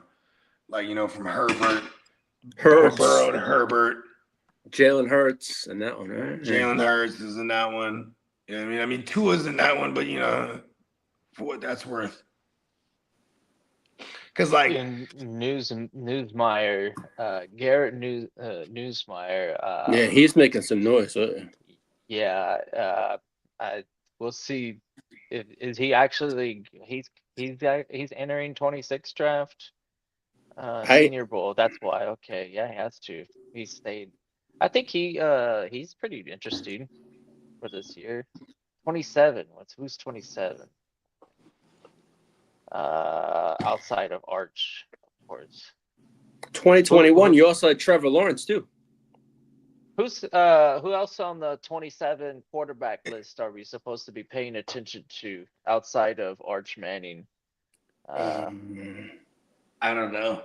That's what I'm asking. We got because like there's a bunch of teams that right now are they going to depend on this quarterback carousel? You know what I mean? Like, is Mac Jones going to revive another organization that needs a QB? Is Like who else is? another Oh, you got Goff the kid from and Ohio stuff State. like Think of that. Julian Slayen. Yeah. He possibly could come out. I'm not sure if is he. Yeah, he possibly. Dante Moore. Dante Moore, who went back to school. Nico Iamavaya. I don't. He did look okay. I don't know if I'm super Sellers though. That's the one. There's a I kid think here in Texas, not besides Arch. I think it's Texas Tech. I don't know his Dante name. Moore is frequently cited as a top contender, of course, according to the AI overview, which I don't know. I think it's- watched a lot of Oregon. Whatever. That's just the way that offense rolls. I don't. You have to really be impressive. I think But you, Sellers though sometimes, and Newsmeyer. Newsmeyer, Meyer. no, Meyer, yeah. And you got you also Jeremiah Smith, and you probably have Ryan Williams coming out of Alabama for receivers. And then the late round flyers might be more interesting than some of these top prospects. We'll see. Who knows? Yeah, for sure. There. Yeah. There's. It sounds like there's no lack of prospects, and then of course we've got these quarterback workouts that are gonna. The combines, yeah. These schools stock up. Yeah, that's when I start paying attention, when we start to get enough current footage to go along with the highlight reels and then maybe the consensus prospect of landing spots is also dynamic for all this. We don't know where they're going, so that's another big facet on this whole draft classes. Wherever they land is a big important key to their fantasy future. It's like DJ Moore. He for a long time, him and Mike Evans were the two reliable pieces for the last probably 8 years. DJ Moore definitely fell off a little bit, but DJ Moore didn't really get on until like Chicago days, because DJ Moore he was in there since 2018. You know what I mean? With Cam Newton wasn't the greatest. The only reason why I compare him to Mike Evans is that every year he got really close to 1,000 at least, or over 1,000. Where Mike Evans was the one that was actually getting the 1,000. 1,000, yeah. 10 Moore years was straight. like, damn, he was just that close or whatever. Yeah. Yeah, that's the type of run that he's had anyways, and I've that's all right. I've been able to utilize DJ Moore on some winning fantasy squads. That's for sure. You don't need to have that. Wow. Yeah, he's not your one. If he's not your number one, I love having DJ Moore. If he's like, especially if it's by 3, 4. Yeah. This just came out about 20 minutes ago. The Raiders are a potential landing spot to watch if Jim Schwartz gets out of the deal with the Browns. He's trying to get out of his deal right now. Wait a second. He's not there anymore. They hired a head coach, right? They didn't get rid of him yet. No, he didn't get rid of him, but they want to keep him there, but he doesn't want to stay there. I mean, after being passed over. It might not even be guaranteed. Like I know you said finalized, but a deal, but that hasn't been signed yet for Kubiak. So I wonder what the Ravens are going to scramble. It's probably going to be like a Kingsbury or a fucking Jim Schwartz. But I can also see Jim Schwartz being a DC now because the spots are drying up. Like the Niners, we got Raheem Morris, which I'm very happy with, because I would have loved Jim Schwartz if not. But I guess that's why he wasn't shopping around in the market. He was trying to get that head coaching gig. He's probably going to end up staying there if Kubiak does get the job or takes the job, because I'm pretty sure it's already offered to him. And then maybe he brings in Jim Schwartz as his DC.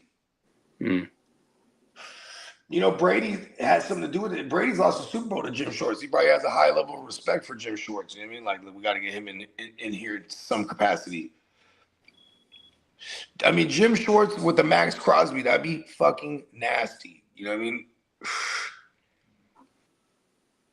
Yeah, that's true. Yeah.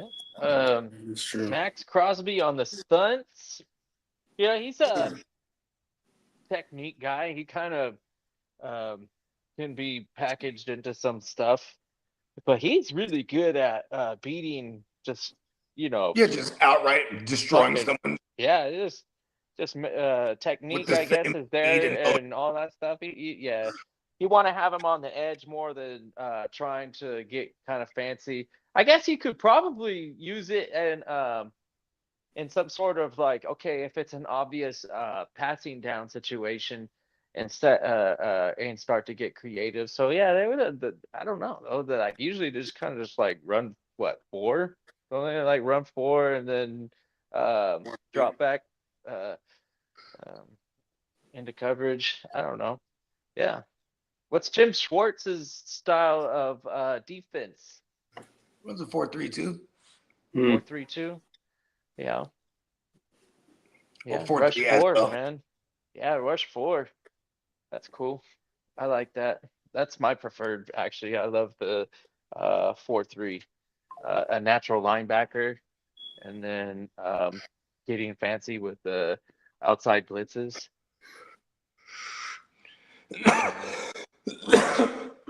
Now, Bleacher Report this morning had these for the Titans and the Broncos. They had the Titans' top 3 targets as Jets edge Jeremiah Johnson, which I don't think he's going anywhere. They also had DJ Moore and Vikings Jordan Addison for the Titans. And for the Broncos, they had potential trade targets Michael Pittman, Alvin Kamara, and also Michael Mayer from the Raiders. Michael Mayer. Derek, I didn't know he was a hater on Mike Vrabel, but how do you expect him to use Henderson? I don't know, man. Like he got what, 4 touches last game? Yeah, Was I think it? it was actually 2 to 3 touches, I think I recall, here on TV.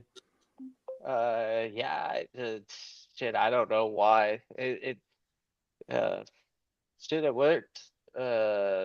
Ramondre, he he has a fumbling issue though, so who knows? This is the wrong time to make a mistake. You're right. Let's see if we can get creative and not just cross our fingers and hope that somebody who has fumbling problems doesn't fumble in the biggest game of his life.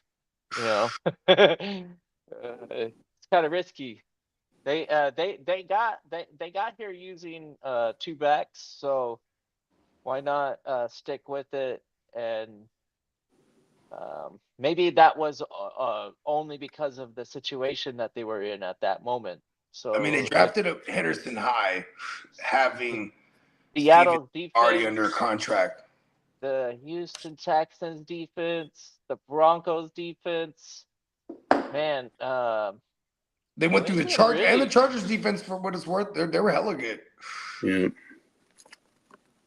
He's like, Yeah. because that offense wasn't good when it counted up. Mm. Yeah, He's like, good in Chargers doesn't even equate to comprehensive words to me. I know Chargers it up. It's I don't almost think like I would say they didn't a charger it up. They glitch in just the got outright Matrix. beat. That would be a total glitch in the Matrix, Bogey. If the Chargers were actually good at football. Yeah. It's kind of There crazy we go. because like they did have a schedule that looked insane on paper, and they handled business, but very schizophrenic how they look. They destroyed the bad defenses, played poorly against the good defenses. I Yeah. mean, they Their offensive relied line on was the Quentin. most consistent They as far as relied on what, Quentin like, because it was Johnson just bad all making year. plays. There and Keenan Allen came back to maybe save the Just day. for And, rule. I mean, there was a whole lot. Mike Just to get a McDaniels there fucking is the $1 best. million. That's all he did. Mike McDaniels there is There's the a whole shit lot for of lad. things that the Chargers did that What's like, that, oh Bugs? yeah, they're still charging. I said Mike McDaniels is the shit for lad. Oh, yeah. Like he's gonna be that Waddle role. You know what I mean? I love this. Pepper. The Waddle role, I'm not super excited Well, though. If you're here's why I am. Is because what happened was A-Chan became a thing, and there was no Tyreek, so they moved Waddle out wide. He could play out wide too, like how the last year's regime was trying to put Ladd on the outside more. Fuck that. You know what I mean? Keep him in the slot predominantly. That's what Mike McDaniels is gonna do. I'm sure of it. yeah, because And the Keenan Allen jury's not the jury's out on on Ladd. Ladd. We're He's confident not that tough. he's a playmaker. That's one thing I've learned. But He gets beat up easily. and you can say the same thing about Jalen Waddle. The same thing. That guy gets He's beat white up, Jalen Waddle. and then really, shit. The top end speed of Waddle and Ladd, that's totally not the same. Like they're Yeah. not equivalent there. But shit, I don't know. I guess Ladd as a route if runner you're though. asking me, I'm more interested in McConkey going into this season than I ever was with Waddle in any season. And There that's you how go. much I don't even like the Chargers, but I still like McConkey better than Waddle. I think McConkey could do more Tyreek things, a lot of play action motion, and he's is he a good blocker too? Right, he's a pretty good blocker. Georgia was a run team, and he fucking made some blocks, and I'm sure he makes some blocks for the Chargers too. And he goes, owie. Does he go owie? I mean, that's a turkey sport. Whatever. Nah, I just made Yeah. that up.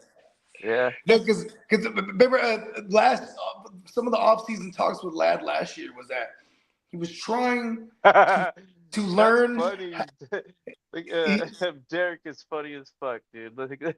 He's like, Henderson, 75-yard touchdown. Mike Bray will be like, sit down, Henderson. You're doing too For much. We real. don't want you to score yet. Stevenson, you in. I'm like, Stevenson, go 3 yards or less every time you touch the ball. Hey, Stevenson did heat up that last little 4 or 5 weeks. we need the time of possession to be like up there, elite status. That's how we're gonna win the game in the long run. Let that defense cook. That's a fact. Yeah, Mike Brable, if he wins this, I won't be surprised. At the way that a lot of that Patriots stuff happened, I was so excited for. And Bogey will back me up on this. I was super excited for the Patriots out of all the moves that those other teams did. I was pretty high on this one. I was like, Brable and the way that he wants to build a defense and the way that they weren't trying to rebuild a team. They're going right to it. And they're look at them. They're in the Super Bowl. He's purchasing all the best heads out there. Pause. And he went and got Milton, who was fresh off a Super Bowl. He went and got Spillane, who's just been absolutely balling anywhere he's been, but just on shitty teams. You know what I mean? He brought in Harold Landry, who's been his guy. He also brought in Jack Gibbons. They're also both Tennessee guys that he drafted to Tennessee. You know what I mean? Shit. He unlocked even more if he could unlock more of Marcus Jones. You know what I mean? They brought over Chase Young. They brought over Chase Young, super low key pickup. They brought him over from the Raiders as well as Spillane, and Chase Young's been crazy off the edge this year, like low key in the rotations, hella producing. You know what I mean? Yeah, it's not a surprise to me. And I think JD said it last episode where we always see that fucking, or maybe it was Peacock, whoever it was, that turnaround from like worst to first. You could easily pick them.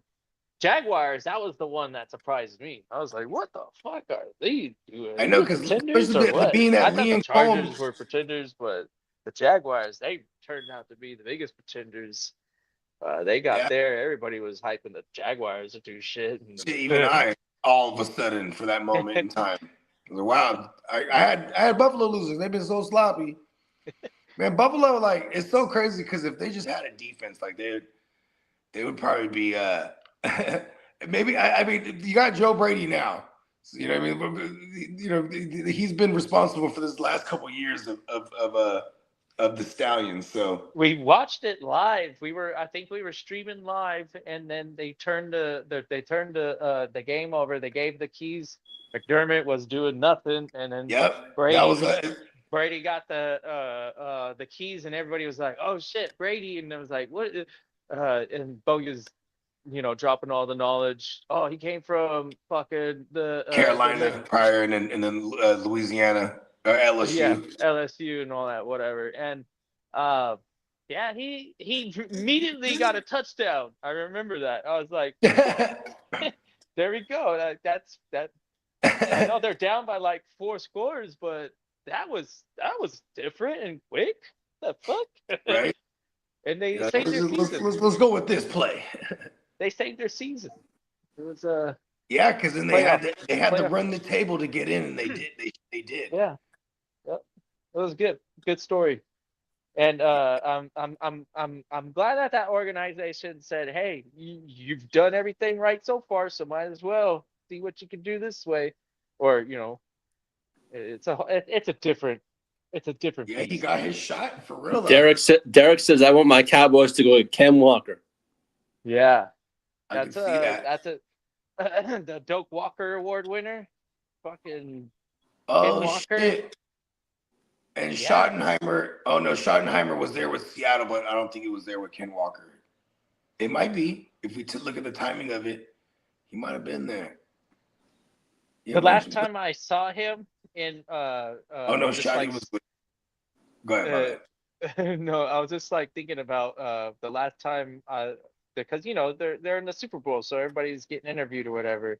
So the last interview I saw of him, I couldn't help but to be like, man, this guy is like, is he gonna be a Lev Bell in this type of like game coming up, or like what kind of bell cow status are we getting, and the type of patience is he gonna have, or Yeah, because like he's he's gonna built be the on his difference maker. explosivity. He's an explosive back. You know what I mean? Like, He but they he have gets been working him as a bell cow in the passing game and all the groundwork in these playoff games. He absolutely destroyed us. yeah. Then he ran through fucking the Rams. Yeah, I was really thinking about it. I was like, man, he truly is going to be the difference maker for that offense. If he can get going, then they have a chance. But if they have to rely on JSN in the passing game, I don't know if it's gonna be enough. That that that running game has to be firing on all cylinders like it has been this season. But it's just him this time.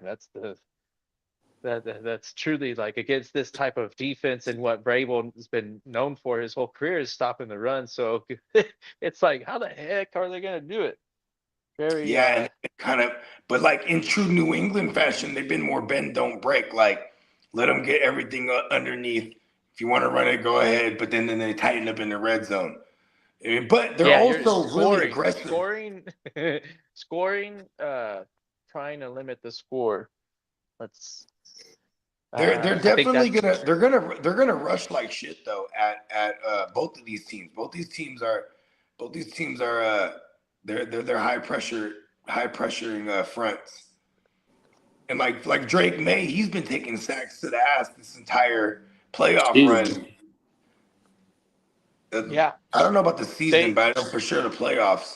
He and Herbert were back to back. We're fourth and fifth, I think second and third in the league in taking sacks. Yeah. Damn, Herbert was getting got too like that. They were second and third. Yeah.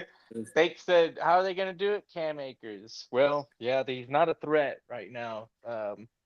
But I think cool thing about Akers is he's got that job security because he's already been that emergency back where he comes out of left field and starts to run all over a defense that was holding your starter back. He's ready to win another Super Bowl. This guy comes in for an injury and freaking dominates the rest of the game. And you're like, shit, do we go and pick this guy up on waivers? Or like, I don't know. It depends on if the running back's coming back or whatever. You're like, And then you got yeah. Cooper.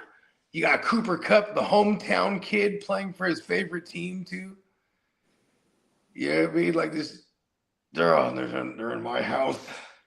Angry. I got the sacks to the ass comment. Pause. Makes. I missed it. If it came from me, yeah, I'm not that forward on the Pause. the thought process. Yeah, pause. That shit doesn't even run through me. I don't know.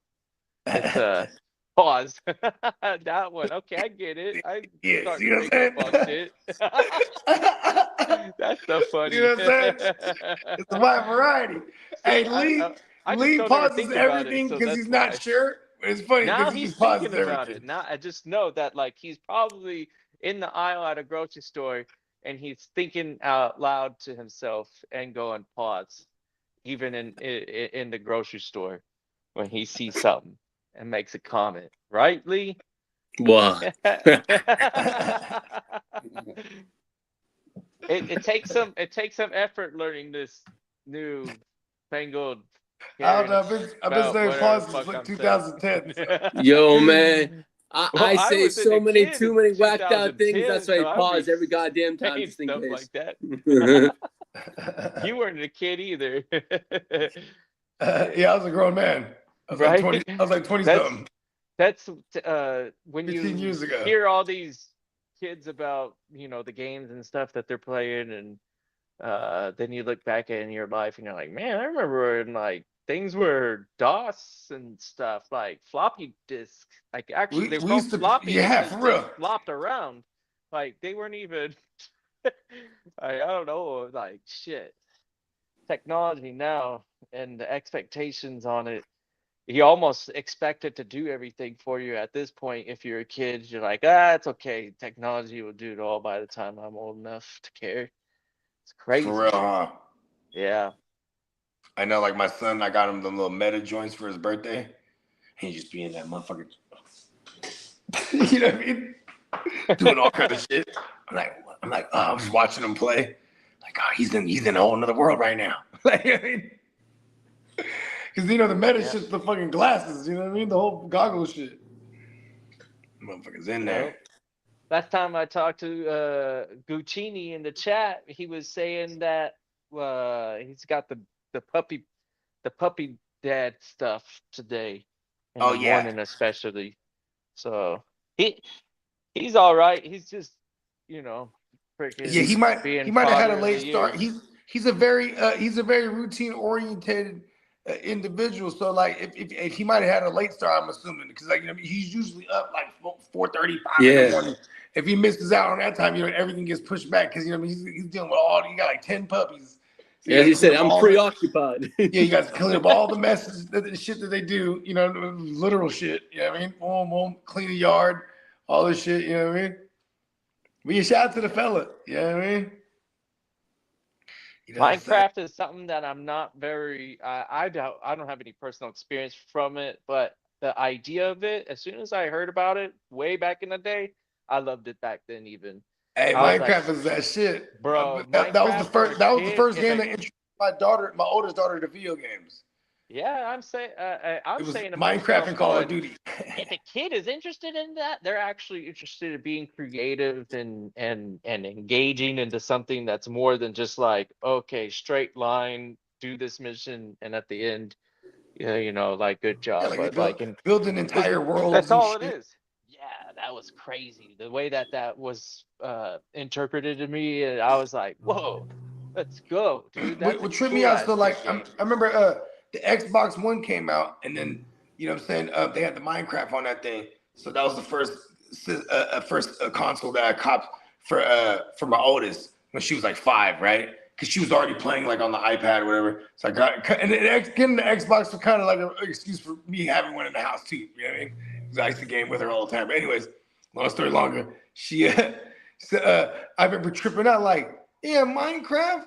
And I'm like, this is Minecraft right here. Just this on purpose pixelated like block shit. And I'm like, damn, you know what I mean? I was thinking about, you know, from my journey with video games, because we grew up in with the joints The evolving progression, from, yeah. yeah, The from the 8 evolution, I bits. like that. Yeah. Yeah, from the 8 bits to the fucking 16, to the 16. 32, to the fucking 64, to the motherfucking, to, you know, what it is now. And then I'm like, here we are with the Xbox One at the time, which was the newest console. I think they were only on like the PS4 still. And then so the Xbox One was like the new shit, you know, maybe 2014 or whatever it was. And I'm like, damn, here we are, 2014, and the game that she wants to play is the pixelated look at shit. That's I true. mean, it's 3D and very interactive and shit like that, but Minecraft is dope. Yeah, I think that was a shocker to me too, because I always felt when I showed my daughter like hand drawn animation, it got Yeah. less attention than the computer graphics, the new stuff. And Yeah. and that's how I was like, man, I can't believe she's okay with this, because there's more awesome looking games than that for sure. But when like when somebody explained it to me and what it is, I was like, oh yeah. I Here, I wouldn't even understand how you could do it in like a high graphic situation. So I got more whatever. interested. That sounds pretty cool. Like as a kid, I was a mix of like, okay, I like all fighting games, right? But then like shit, you know, as the graphics started to get better, they're like, oh, you play this game, the graphics hella sick or whatever. And it's like, but then it was like, oh, is the story good? Because then it was like, if the storylines for the games was good, I didn't give a fuck what game it was, you know what I mean? Or what the graphics was. So, you know, I mean, motherfuckers used to play Dungeons and Dragons, it was just all text, you know what I mean? Like when you had fucking, you know, but you just got a good storyline. It's just, you know, it's meant to captivate you. You know what I mean? So I understood like with the Roblox thing, because it was captivating to build your own world. Oh, What was that's funny was another one, like huh? that was her introduction to like playing online too, right? Because she'd be like, "Oh, can I go online?" So we put it through all the parental shit. You know what I mean? And all the, you know, age restriction shit. So it's like, so now she's playing online, but then like, you know, you're inviting kids to your world, and then immediately some badass kid going there starts burning all her shit down. You know, burning all her structures. Ah, she's in there crying, like, oh, what's going on? She's like, oh, this kid is wearing out my house. I'm like, kill him. Like, it's like, you can't do it. Like we'll boot him out. Like, this is your world. What the fuck? Then she figured out, like, oh, okay, you could turn off certain things. Like, okay, you can turn off the fire so someone just doesn't go in there and start setting fire to all your shit. You know what I mean? Or you can turn off people's ability to, accessibility to build shit or whatever, and you know, you can make it just a world they can visit versus like a world they can go in there and just fuck your shit up, because you know she didn't know that yet. You know what I mean? And I was like, you know, I remember being mad as fuck too. Like, what? You know, it's a hell of a time to build a shit. How much did he burn down? All the whole city. Like, what? He went on a rampage. Badass kids. You would assume it's a kid. Even worse, you know what I mean? We've covered some stories on the OJ where because my kids, they got into Roblox. Like this, so my oldest was into the Minecraft, so was my second oldest, but then my second oldest, she kind of ushered in the Roblox era. And then, like, you know, even Mimi gets down. She got her own little character in there. She's doing dialogue, playing and shit. You know what I mean? Yeah, I guess the closest thing I can think of that I remember being a thing was the roller coaster tycoon, where you could Oh, you could yeah, be when you you could be build your own. building your own amusement park, and then there was like What was that, the an PS2? extreme. There was a Oh, the PC. PlayStation 1, huh? Yeah, there's an old school style graphics, like not far off from Minecraft in reality, but like on a scale where there's an artist, they draw something and they shrink it, you know, Oh, if guys, that here's some makes any breaking news sense. for you. The Okay. NFLPA interim executive director, David White, told reporters today that the union has no appetite for an 18th regular season game. Okay. All right. Yeah, they're probably like, and get rid of more preseason games I on mean, top of think it. about this. As the cap goes up, you'd probably expand your team too, right? You'd probably make it to where it's like, okay, now we're going to 60 instead of 53, right? So now you have the 7 extra players that you could house and pay, right? Because if you had an 18-week season eventually, this is very grueling, right? Adding one more week, But then also you're adding an extra 2 weeks of football because you're gonna have 2 bye weeks now. So now management of the players is a thing. So I feel like that would be in order next after they, if and when they do an 18-week, you expand the rosters too. Yeah, that's for sure. And they should put me on the. I should be right there next to Goodell. Me and Bones. Were you surprised when they voted him or extended him or whatever? I think he's done a great job. Yeah. Yeah, he's supposed to be kind of like a villain in a sense, probably. Yeah, Then we like boo him. a hoorah, like, yeah, Commissioner, you're the awesomest They guy. just come out and just start booing him out, no matter what city. Yeah, Boo! they need to. Ooh, it's a Vince McMahon. Like, what is it? What kind of influence does he have? He's not. He doesn't even have Vince McMahon influence for sure. You know what? I've never really I sat don't know through what the one fuck of the, they do. I don't think I've ever sat through an entire NFL honors. I wonder if he opens it up because, like, do they boo him? You know what I mean? Do the people in the tent, like, and all the you know what I mean? Like, it's gotta be a thing. You gotta boo him if I'm in the bank and I see him, I'm just gonna start booing. I'll probably never see him in the bank though. He probably owns a bank. Yeah. He probably does wire he does all this shit. He does online banking. I'm telling But if I saw him in the bank or the grocery store, or like just high hopping, we're sharing the Uber XL, right? I just boo him. It's automated. It follows them, regardless of scenario. They're not missing out on it. They're capitalizing He on pulls it. up in the drive-through.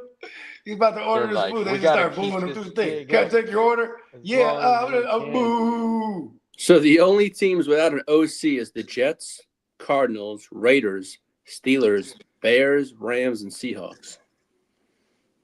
Oh, I thought you said something about. Yeah, but they haven't announced it yet. But those are the teams that are vacant that haven't, been finalized. But Haven't announced it yet.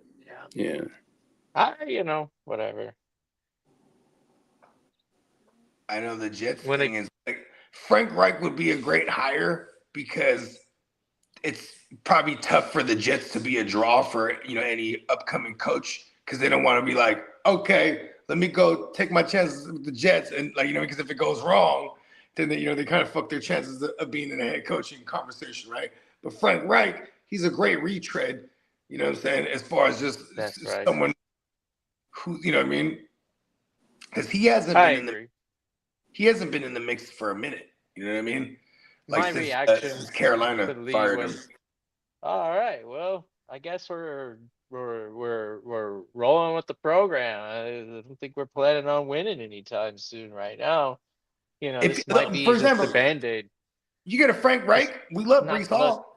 Frank Reich's gonna run. He's gonna run predominantly one running back, and if it's Breece Hall there, we're gonna love it. You know what I mean? Like, not to run away from the idea of him doing a good job and seeing a rebuild or whatever, but if that even becomes a thing, then he's probably already going to go back out there and become a head coach somewhere. I mean, I think that's a guy who's never going to get another head coaching gig. Shout out the Crooked Commission, the Chicago Clubhouse. There's too many young and upcoming guys that have been making a name. Where like Mike McCarthy. Like Mike McCarthy getting the gig with the Steelers is because the Steelers are way too old school minded for anything to be like, let's go take a chance with a young guy. They're just going to bring in the best retread available, the most winningest coach in one of the most winningest coaches when he was with the Cowboys. So that made sense to me, even though it's like, meh, like they're just going to be mediocre again. You know what I mean? Yeah. Senior advisor with the Cardinals. He might like retirement. I can imagine a lot of golf involved in that role. Mike Tomlin? No. Frank Wright.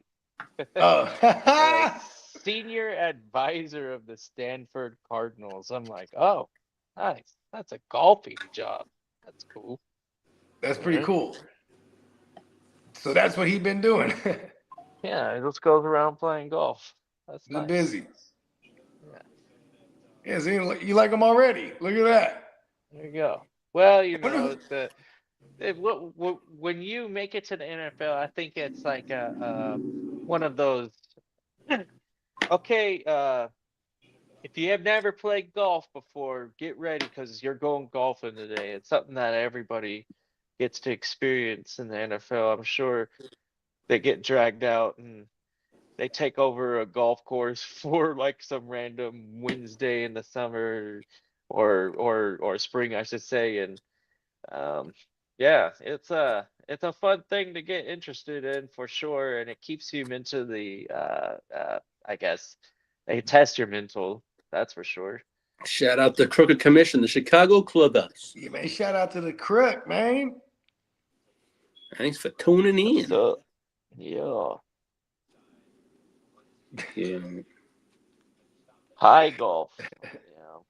I'm just good at it. You yeah, just not good at it. It's okay. I mean, it takes a lot of practice. I think that's really what the problem is that you have to learn how to hit all those different shots because no lie is the same, and you have to experience long rough and a tree in front of you and a bush and all that stuff. So yeah, if you hit it down the middle, it's nice because it's so rare. It's a hard game, so you have to experience all the crap that goes along with that silly game.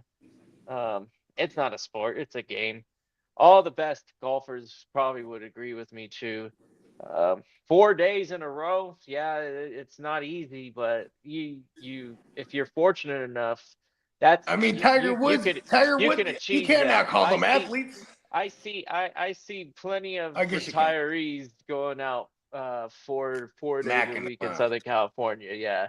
So no big thing. It's not that strenuous. You do it I all the know. time. It's just like any other job, I guess. I mean, it's like the coolest sport though, because you could drink while you play. Yeah, it's like bowling in that aspect. It's one of Yeah, the only activities you could do and really do the curriculars at the same time. that's a fact. Faded. I do all my best bowling faded. I I swear the very first time I did it faded, I ended up bowling more than 200 for the first time and the only time in Come my on. life. And I was just Oh, that was feel recently, huh? no, this was when I turned Oh, 21. okay. Oh shit, So let's my go. very first time I was drunk and bowled. And I'm talking about drunk because we were putting down pitches at this point, and uh, the first few games I didn't, do very well, but later on I got to a point where, you know what, I had Eye of the success on one tiger. shot. All it would took was that first domino, and I was like, oh shit, there it is. And I swear I was just doing the same thing over, and it was the lane, and I learned that lanes have characters and they have oil patterns and they have all these individual characteristics, and I just I just knew that I found out like the cheat code on that lane, and I hit that same spot over and over and over again, and I was getting Oh, strikes like a motherfucker. And he it found was that fun. grease slick. Yeah, I fouled a couple times, but we don't count those, right? I mean, it's like, give me a break. I ain't gonna freaking count a foul.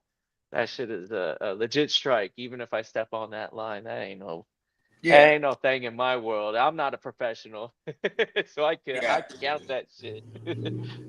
yeah. We chump. Hey, I be throwing that bitch halfway across the lane back in my heyday. I've heard all Going sorts of down, stories underhand, about.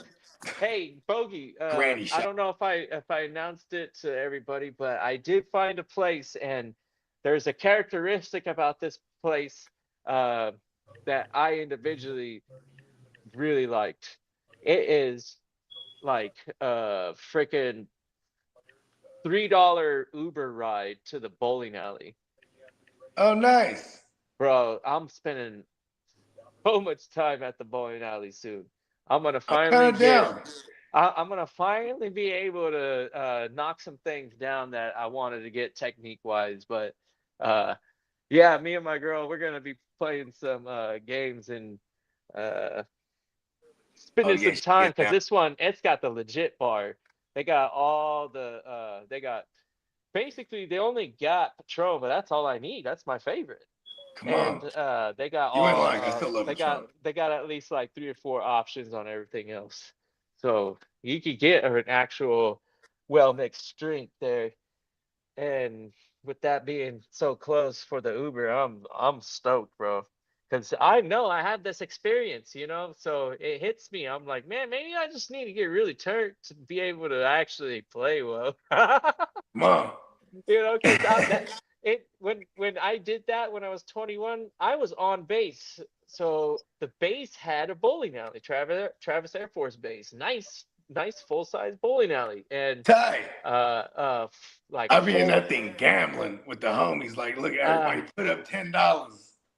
yeah, they had a smokers pit even, Oh, Ty. that's going back. So to that point where like they even we didn't even have Still to go indoor outside to smoking. smoke. They had that little shack like they have in Yeah, they Vegas had the little or suction whatever. thing.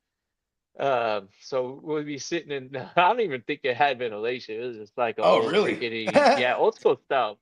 So Let's go. smelling up the place, right? Like, And there's vents somewhere. somewhere in there, but I don't know. Nobody cared. It was the Air Force. Everybody smokes in the military, I think. Part of Uh, it. yeah, that's part of the initiation. Is like, okay, by the way, you're gonna get some sort of nicotine. Do you like dipping or do you like smoking? You're like, what? You have 2 choices, son. Oh, but I don't want. No, that's not an option. I said 2 choices, not that one. No, I'm kidding. It's Nobody like the forces anybody non-smoking. to do anything as evil as tobacco, nicotine, and all that stuff. I quit it, but yeah, I definitely enjoyed it for a long time. I felt it was you know, something that I enjoy, so I did it. I definitely quit it myself, but Yeah, I didn't look and at it as something that controlled my life. I eventually said, well, I don't want to do this anymore, and I just stopped. I was fortunate that it here was my was. thing is I smoked from I smoked from like I smoked daily from like 15 till I was like 28. And I was like, because I remember telling myself, I don't want to get to 30 and I've been smoking half my life, right? So I stopped smoking and I didn't smoke for 8 years, right? Any cigarettes. And then but at this point, I'm already a season ticket holder. So like my man's, he didn't smoke tree, he smoked cigarettes, and we would get turned at every game. And every now and then, I started being like, "Oh, I'm disciplined. I can have like a secret smoke." You feel me? So, Hmm. and then he was like, and it was just that sweet menthol. You know what I mean? But then once they shut down for COVID, I Yeah. remember just being in one of them liquor stores, and I was like, you know what? Let me get a pack of Newport. And I was back for like 2 years, which was 2 years ago or 3 years ago, 4 years ago now. So it's been that long. And here and there, I've had a smoke. Like actually, I remember exactly when the last 2 Vegas trips. I was like, here, let me have one. I smoked like half it. It's just grass. It's just There, garbage. that was my first question I was gonna ask you was, okay, did you enjoy it? And the fact that you said, Yeah, oh it man, was it trash. was actually trash and felt bad. You're just That like, that was my experience too. Because yeah, I'd be really, really drunk and going, man, that cigarette, whatever. And like I would grab it and I would light it up. I would take 2, 3 drags at most and just be like, ah damn. And then all I could do is reminisce on how I used to enjoy smoking and how I can't believe that I used to enjoy it as much as I used to. You know? I mean, it's really being addicted to something. Like, Yeah, what's tight? exactly. Shout out to our man Dennis. I remember because when I first met Dennis, I this was like I was like maybe on year 2 of smoking again. You know what I mean? And like I wasn't smoking like I used to smoke. I would buy a packet last me like 3 4 days. You know what I mean? But I was still having a cigarette here and there. And then then I tell he's like I was talking. I was like, hey, I'm gonna quit cigarettes again. He's like, fuck it, I'll do it too. He quit too. You know what I mean? You know what I'm saying? And then he said since then, which is now a few years now. You know Yeah. what I mean? Actually, it's been like 3 years now, I think. But he's had one or two here and there. He said, You know, after like a full year being like, just because even in front of me, in front of him, a couple years ago in Vegas, he's like, "Hey, you're smoking a cigarette?" I was like, "It's a menthol. They're extinct right now. I just wanted to have one." But it was ass though. And then last year, I forget who had one, but it was a non-menthol. I lit it up. I was like, "Wow, that's good. This shit's gross." Yeah, especially when you're smoking the herb, because I mean, there's so much to like about that. Then Yeah. you get the tobacco, you're like, whoa, what's the appeal on that? That don't make But no see, but sense. this is the thing. This is why I like smoking backwoods too, though, because backwoods are like nicotine enriched. You know what I mean? It's like woo. Oh, okay, You know what I so mean? the effect hits a little bit different. Yeah, but it's also But it doesn't quote taste like a unquote cigarette. natural leaf. That's what they've advertised it as. So I don't know how true that is, but And, it's natural tobacco I versus like I never felt like I cigarettes. was smoking a cigarette when you have a A backwood. backwood. It's Yeah, you know super it might nicotine. be yeah, it I might mean, have. nicotine's in the tobacco. You know what I mean? But the actual cigarette itself has so many other chemicals that make it taste a certain way and be, Yeah, that's a fact. whatever. I shit, that taste to me is repulsive now after all Yeah. these years of not doing it on the daily Like basis. I remember like when I first stopped smoking cigarettes, right? First of all, everybody and their mama around me smoked cigarettes, even my pops. So Yep, I first hundred started smoking percent. That's cigarettes, just the way it and was when they grew up, and they yeah, rolled right into it, and then we did too. And we are like, exactly. some of I the was like I first said, I ones was to just smoking. be like, I don't know, but I I was already having like it's cigarettes hard. here and there, but by the time I was Definitely 15, hard I to was quit. smoking daily because we had the liquor store. That now this motherfucker started selling it to me. You know what I mean? For the last, well, first we was just buying blunts and shit. You know what I mean? But then now, like, oh, I'm smoking cigarettes. Like, fuck, I'm gonna buy a pack of Newports. And I remember too back in the days, Newports was the expensive ones. It was like $3.75 or something like that. Sometimes it'd be like $4. Then they jumped all the way up to like $5. Man, the last time I was a smoker, them motherfuckers was like $13, $14 or something.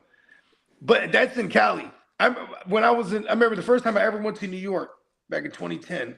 So boom, I'm over here fucking around Oh in New yeah. York.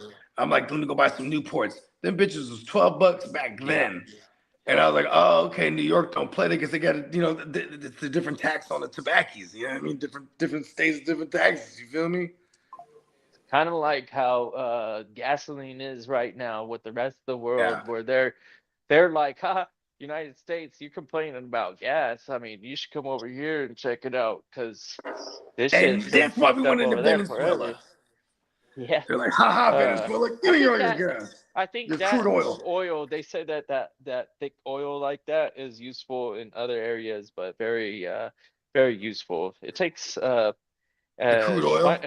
yeah, gasoline, uh, petrol is like some of the actual easiest to extract types of natural gas, that crude oil type of stuff that we could do. We could easily make gasoline with the trash of the oil.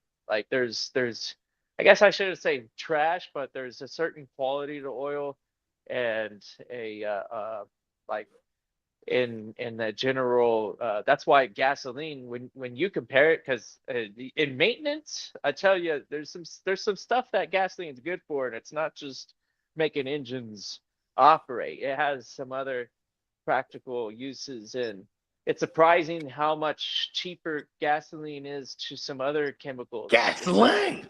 Yeah, that shit is really when you break it down to the science of it, it doesn't really take much to create it. The mass production that we are capable to do is impressive, but because of the fact that's Okay. why we that's why we have some cities in the United States that are able to have $2 gas or even a dollar some odd cents gas right now, because This is those companies, incredible. yeah, they found a spot and they're like, oh shit, let's acquire that, and it's easily transportable, and um, yeah, like I said, it's fairly um, practical to make. Doesn't take a lot of effort. Takes probably more effort collecting the crude than definitely refining it. It's dangerous in the refineries, don't get me wrong, but it's controlled. But Whereas that's why we have Elon's robot. Hey, Patrick Mahomes' father was just arrested again. what? For what? Alcohol again. Oh wow. Well, I he mean, thinks he can just get probably away got with some. it. He has a real He has a problem. You know what I complex. mean? Violation I'm of not gonna laugh probation. at dude. I'm not gonna laugh at dudes getting arrested. He has a complex. He thinks he can get away with it, and he's not Yeah. harming nobody. Did he do anything outside of It's being like public Patrick intoxication? Mahomes. I mean, I wonder, behind the scenes, if he's like, if it's the thing where he's just like, look, Dad, I've been trying to tell you, what I mean, like I can get you a driver, I can get you, what I mean, because that's always been his thing, is getting the DUIs, you know what I mean? I got a DUI. I don't know what again. this case is this time, but I do know they took his license away. He was and all on that shit. probation. It said. That's what it said. So he violated. Yeah, Shit, he yeah. probably be doing. He probably not supposed to be drinking. Mm-mm. That would be a shame if he was drinking and driving. If he's on probation and he got caught driving, he wasn't drunk. Then, damn, that sucks. My uncle But used to always tell me like if this. he Shout out to my got uncle. caught drunk driving and he was on probation, that's a real bad. My That's a uncle real Pete, bad he's the one that lives in Vegas. He always says like this. He says, hey, guys, like whenever when we was youngsters and we were leaving and shit, like leaving the party or something. He's like, guys, don't drink and drive. He'd be like, yeah, for sure, uncle. No. You'll spill it. That was his whole thing.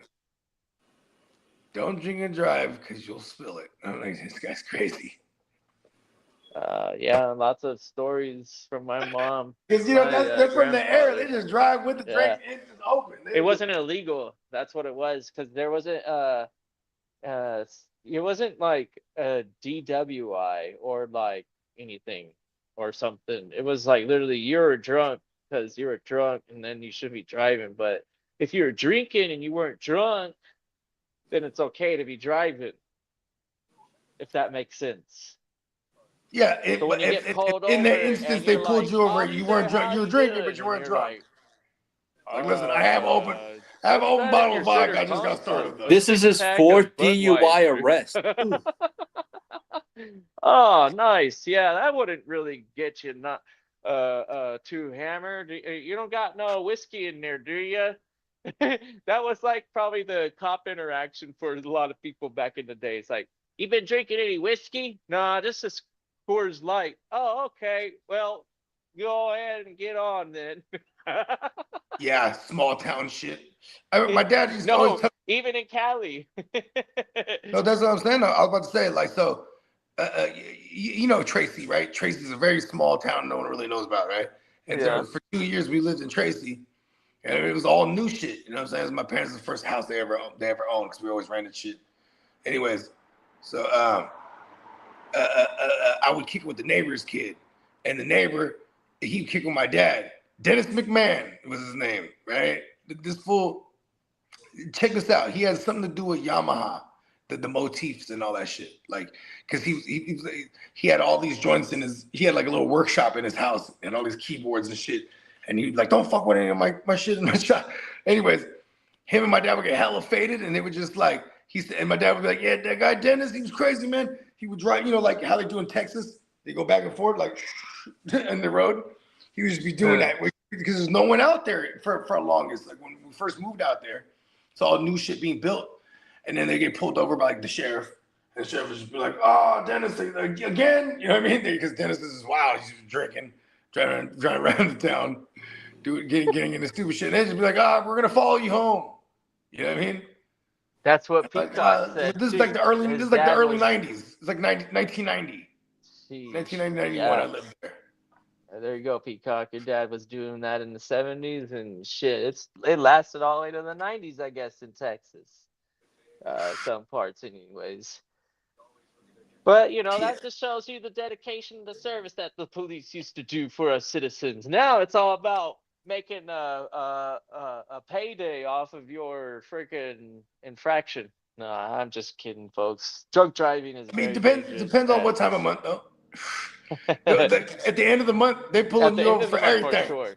Yeah, they do kind of appear out of the thick of it for whatever reason to hit that quota, but they'll never admit it. They don't. They can't do that, so they don't do it. That's what they say, right? I mean, you know how fast you're driving. If they choose to be honest, you go, oh shit, okay, yeah, you were going 90. Well, I mean, at the Yeah, same time too, they are clocking. Yeah, because you know, yeah, there. I mean, I would they imagine are. there's some HPs that might be like, well, he's going 70, but everyone else around him is like, where you can just zero in on this one guy. You know what I mean? They'll do Because something. I technically mean, he's going over speed limit. I don't know if it was misfortune or whatever, but I think it was like around COVID or something, and I freaking was a little bit, shit, I ain't gonna fucking pay my goddamn registration. California registration is a bullshit, if you Bullshit. ask me. But anyways, there was one year it was kind of It's like rough, and I'm like, it's kind fuck of that rough. motherfucker. I ain't gonna give him hella money for what? They don't take care of the road. I don't get nothing out of it in my eyes. I'm like, I don't see the fucking changes in my neighborhood. My roads are all fucked up. Uh, so Facts. um, the uh It is cool living in a new area the cop where I'm pulls at me because over and everything's he's like, "Where you roads are. going?"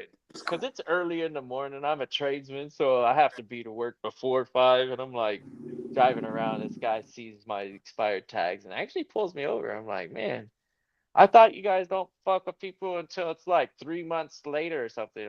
In my head, I didn't say shit. I was like, okay, officer, I had this stuff.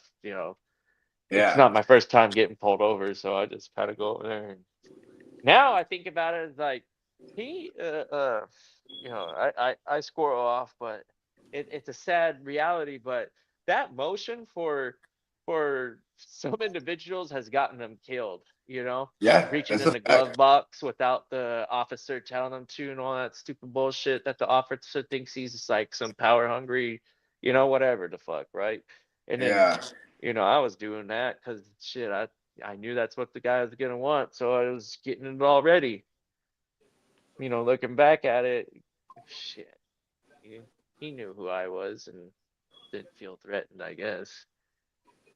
You know, it's I guess you know when you look at it from the other side, they don't know. It could be anybody. You know what I mean? Yeah, All the stories that we hear, it goes both ways too. You know what I mean? Maybe motherfuckers could be scared. You know what I'm saying? But at the same time too, it is, it's the new lynching. You know what I'm saying? Because this shit gets broadcasted when you see the motherfuckers get slayed when they shooting kids and even the ICE shit that's going on right now. This shit crazy. Like I'm like, whoa, like you know what I mean? This is America actually, hmm where all this shit happens, and like it's kind of always been that way, just in the day and age of technology too. Like I remember Trayvon Martin. I think that was like 2012 or 13 or whatever it was. And I remember that shit being like a trip. Like, oh shit, killed that kid for no fucking reason. You know what I mean? But then it was not the first time you hear that shit. It was just that one went like super viral, and then it became so much so that like the greater general population is almost desensitized to that type of shit. I mean, that's what the whole Kaepernick's whole thing was about, like taking a stance against police brutality specifically, and then they said, "Oh, it's the military shit," and they said, "Oh, he's disrespecting the military," and it's the stance against. They're just convoluting his whole message, and he kind of just let people run with it because he was just like, "Listen, this is what it stands for, and take it or leave it." You know what I mean? So shout out to Cap because like I've actually met Cap in real life at an ice cream store in Santana Row. For those who don't know, Santana Row is like super high end. They got Gucci and all that shit, Louis. And they had a ice cream store in that motherfucker. And he was in there. And hella people were trying to ask him for autographs and shit. He was just being hella mean to people. So I didn't even bother to like try to.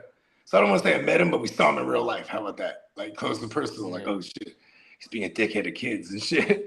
But I would imagine he's being bothered. And he's just like, I'm just trying to get my ice cream, get the fuck up out of here, or he's getting like a shake or something. You know what I mean? yeah, But it was like I was like, yo, that's not like. But then, and this was Cap, and the Super Bowl loss era and all that shit. But then he got with his girl now. It's been for a long time. I don't know if they're married or not, and she kind of was like, you know what I mean? She was like, look, you gotta know your history for real. You know what I'm saying? This motherfucker started taking classes at Berkeley and all this shit.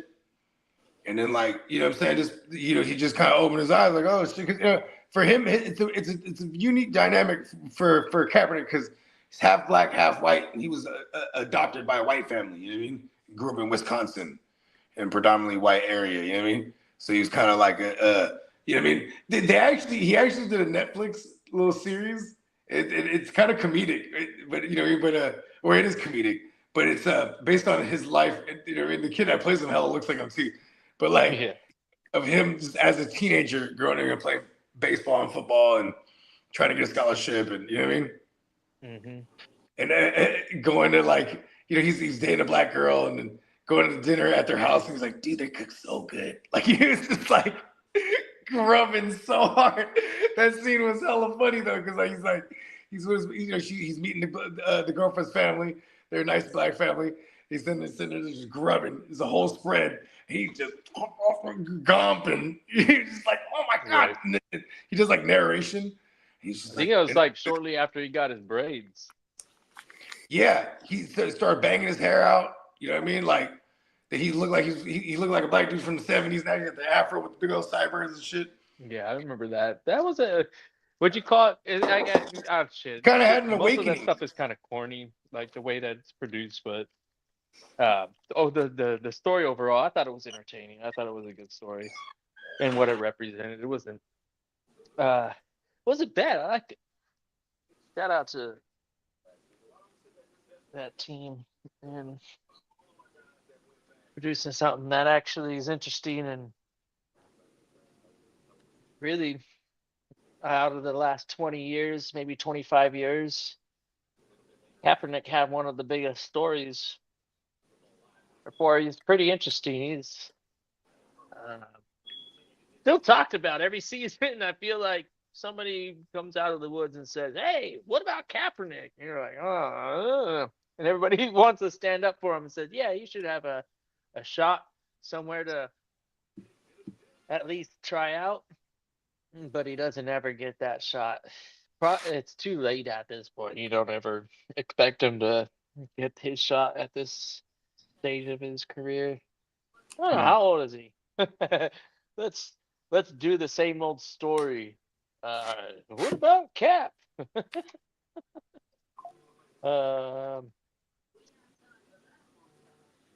Looks like 1987, so he's 39 years old this year.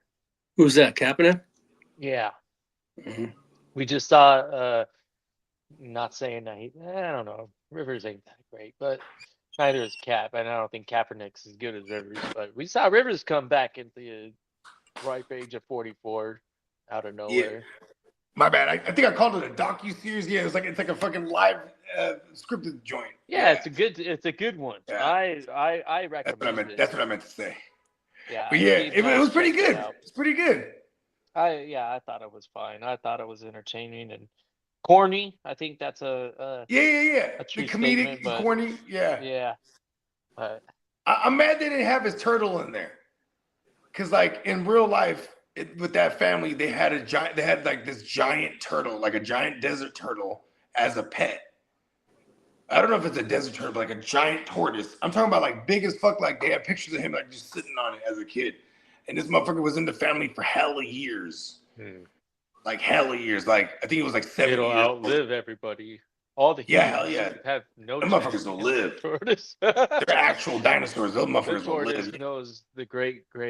You're like, hey, back in the day, if AI is as adapting as we anticipate it being, then it'll make the turtle's thoughts come out. That'd be interesting to hear the turtle's perspective. You're like, yeah, know, right? I knew your great grandpappy. Back in my day. Right? There's some other animals that live long, but the tortoise definitely land-wise. I don't know. You What might about have it. I feel like I'm a not dolphin too would sure. live for a cool minute. I feel like a dolphin and a blue whale, like the giant, Yeah. the giant whales, the blue ones. Exactly, yeah. If you the Because blue ain't nobody whales, fucking with them. right? And you got to I know that they're bored big, but to become the largest animal that ever was, shit, it's got to take some time, right? I guess as And much time, yeah, because it's not as like much sharks time are as like best. No, it's not like you got like sharks that are like like they roll in like gangs like all right, all 50 of us we gonna eat good. Like what we gonna do? A job blue whale. Trust me. yeah, I agree. That's why we were hunting the mammoths too, right? We were trying to Like basically listen, that man, stab it in and its we can have some jugular. fur coats. We're gonna have fur coats, all kind of fucking mammoth tusk spears and shit. You know what I mean? And we got food for like a whole fucking half year. That's right. You know what I So mean? we'll go on that 2 month journey for it, and we'll lose 4 or 5 members of the Yep. tribe. You know that's But what yeah, that's how I used to sell people on ketosis. When I'd be like, you ever heard of the ketogenic diet? And they'd be like, oh, what's that? I'd be like, well, like it's like because back in the days we only ate high protein stuff and shit with good fats. So like you know what I mean? Like we weren't we didn't eat carbohydrates like that yet. You know what I mean? So it was like so I was like, man, when you're in ketosis, you got hella energy because you're burning. You're getting your energy from burning whatever fats you got. You know what I mean? So it's like so I used to tell people. So imagine like us, we're all it's like me. So all the GWN guys, right? Boom, we got fucking loincloths and shit. We got our spears, and we got this motherfucking this mammoth. You know what I mean? And we're just fucking shanking it up. You know what I mean? And, maybe in the process, Lee gets stomped on. Boom, and they go, oh no, we lost Lee. You know what I mean? And then it scampers off, and we're following the blood trail, and it's like weeks of this. We're just, you know what I mean, tracking it because we know it's weak now. You know what I mean? Because we already shanked him up a couple times, and then we finally get his ass for the final kill. And by then, you might have lost half the tribe. hey, you ever hear of a show called Primal? It's an anime. It's Uh, it's like I just found out about it, but it's on its third season, and they're in the middle of the releasing episodes for the season right now. But it's about a caveman that walked with the dinosaurs like that far back, and cool. and and yeah, it goes through all sorts of like epic hardcore like shit that would have I think happened to Peacock him. told And me about this before. oh, okay, yeah, it makes sense. It's very it's I don't know how to describe the animation, how to compare it to Well, something, what is but this it's not on? it fuck, it's a good question. I have this set up with my internet provider Xbox. that they just let me have everything. So it's on Cool. HBO, maybe I got all of them pretty Paramount, much. but I think Oh, yeah, I except think for it would be on Paramount. HBO. If I'm I it's got Adult HBO, Swim. Hulu, So whoever has fucking the rights to Netflix. Adult Swim, I think, is the one that shows it. Okay, so that would be Paramount because they own they're the Cartoon Network and the Okay, Nickelodeon and all. Yeah. okay. I'm It's pretty dope actually. Yeah. It cool. like yeah. The first episode, I'm like, it should grab you by the first like scene or two in the first episode. That's how cool it was. I was like, man, how come I didn't know about it? And it's a series, and I learned that it actually takes maybe like 2 or 3 years to create every season. So that's why it okay. originally came out in 2018 or something like that. They're only on the third season. Is bruh like a does he talk at all? Or is he just No, grunt he's and a shit? fucking yeah, he's a grunter for sure. Yeah, exactly. And then anytime he's talking to an animal, it's like that. But you know what they say? They say that okay, this and mind you, this is if you want to ask who they is, this is Thoth. He says we're the seventh iteration of humans, right? We're the seventh version, right? So and at one point, like when you had like when they said that Neanderthal versus Cro-Magnon like era, whatever, they said the motherfuckers had what is it called? What's the eyes where like the feline has where you can see at night and dogs have it too? uh, They said they had that. go- and they had I don't bigger canine teeth incisors. You know what I mean? And you had freaking a telepathic ability. They even theorized that it could be like hive mind shit. You know what I mean? But this is you know what I mean? So maybe motherfuckers could have been talking to the animals in that shit you're watching. You know what I mean? Like the yeah, like that type of body language they call it. No, I don't. Yeah, no, it's definitely a fantasy. Yeah. This guy is not a Cro-Magnon man. Cro-Magnon, by the way, that's just the position of the spine and skull Cause it just connection. walk upright. So exactly, and so like the Cro-Magnon man, basically that's just saying when we evolved and started really having that upright, we want to swivel our head And upright that's rather than like Neanderthal. uh nah. Not yet. And the Neanderthal really isn't that old. So we're talking probably like millions and millions of years ago is when Cro-Magnon started appearing on the skull. Uh, it's been a minute, yeah. So hominins, we've been walking upright as hominins for 2.6 million years or something like that. Absolutely, yeah, been a long time. Yes. For millions of years, we have roamed the earth. On to. Yeah. The cladogram shows that it was 20.4 million years ago. Is So that what that's called? The platogram when they're walking like this? And then yeah, so the and hominid basically when you look at the we'll call it like the evolutionary tree for this particular species. So it goes back 20.4 million years for the most common ancestor. So that's the evolutionary change. So when we see fossils transitioning completely over to a Cro-Magnon style, or at least at the very beginning, a hominoid should mean that it walks upright on two, and that was 20.4 million years. That we've been doing that this for that long. the fact the other aspect of evolution that we're talking about, that might have been much earlier or later. I'm not too sure. So let me see. According to those. Cro-Magnon position shows up.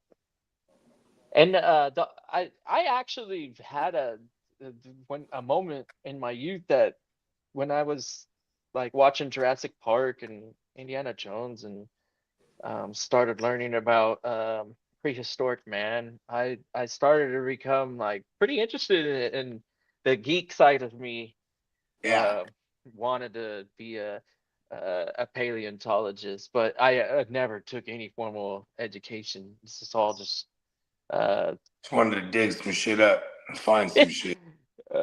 Yeah. Well, think about this. Metaphorically, we dig things and go down rabbit holes, but it's just we're online. We're digging. See, I'm still. I don't even. I don't know how to type it right. So that's my problem. So that is as early as Homo sapiens. That's not very long ago. That's us. So Yeah. um, Yeah, because versions of us go back like a couple 100,000 years. They found 210,000. 210. Yeah, see a couple. Those are some of the earliest tools that we see next to bodies. That You know what they found a lot? They would find cavemen like frozen, like intact, and they had these motherfucking like these giant mushrooms, and then they would hollow them out, and then like because this mushroom after hard as you could use some of the I mean, you could light shit in this mushroom like this fucking like a torch. So they would carry the shit with them. That's some fucking ingenuity. You know what I mean? And some know-how. You know what I mean? And they would have however means of starting the fire, but then they would boom, put the fire in this motherfucker, and then boom, God. Ugh.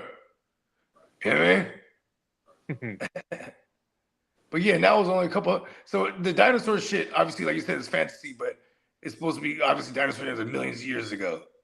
Correct. Yeah. So we're talking actual cavemen. So yeah, cavemen were around, but we would actually consider them like us. That's not us, so to say. That was just another hominin that lived much earlier than the Homo sapiens. Just didn't survive. They didn't survive. Yeah. And the natural selection, the positive selection, or whatever you want to call it, and then actual fucking war, I'm sure. War on the dinosaurs. We're still known to go about our business conquering, the planet. I think in that joint you're watching, does he find a woman? Does he find like a woman caveman? Oh, in the beginning, so if do you care if I tell you the first episode a little bit of the? So in the beginning, you get introduced to the main character, and he's running around. He's trying not to get ate up by the dinosaurs because they're trying to kill him. He has fish. He caught a bunch of fish for his family. He's almost home, and he hears his woman going, and he runs. He drops his fish, runs over, and then there's some like dinosaurs like going through his whatever, and then they eat his wife and children. Oh no. Damn. Right there in like the first, like, I don't know, 3 minutes. Dang.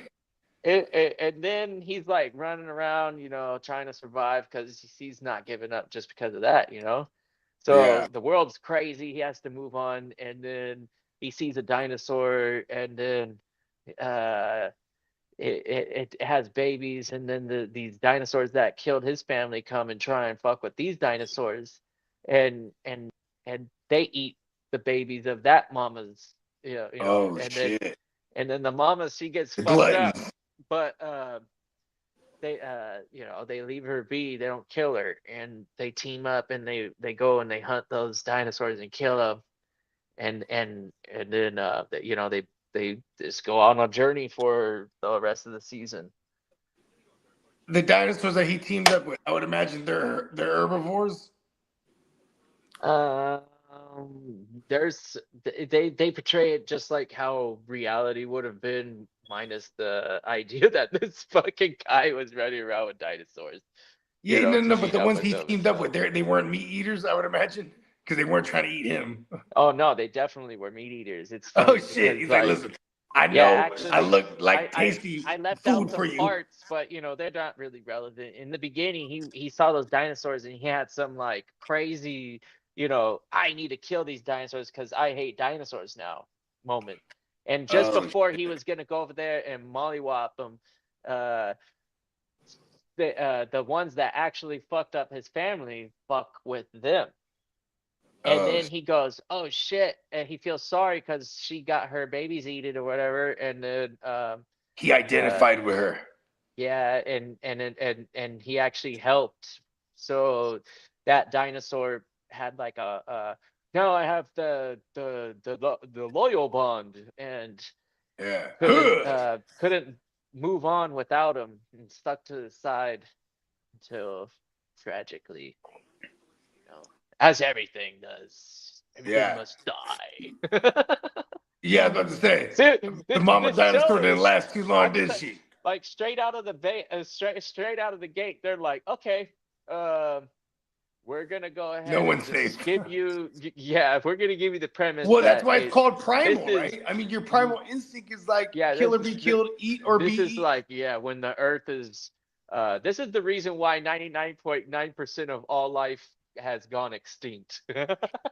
In a time when Mother Earth really meant business. Yeah, Mother Earth will carry on. She don't Primal care who's season on 1 on the surface, but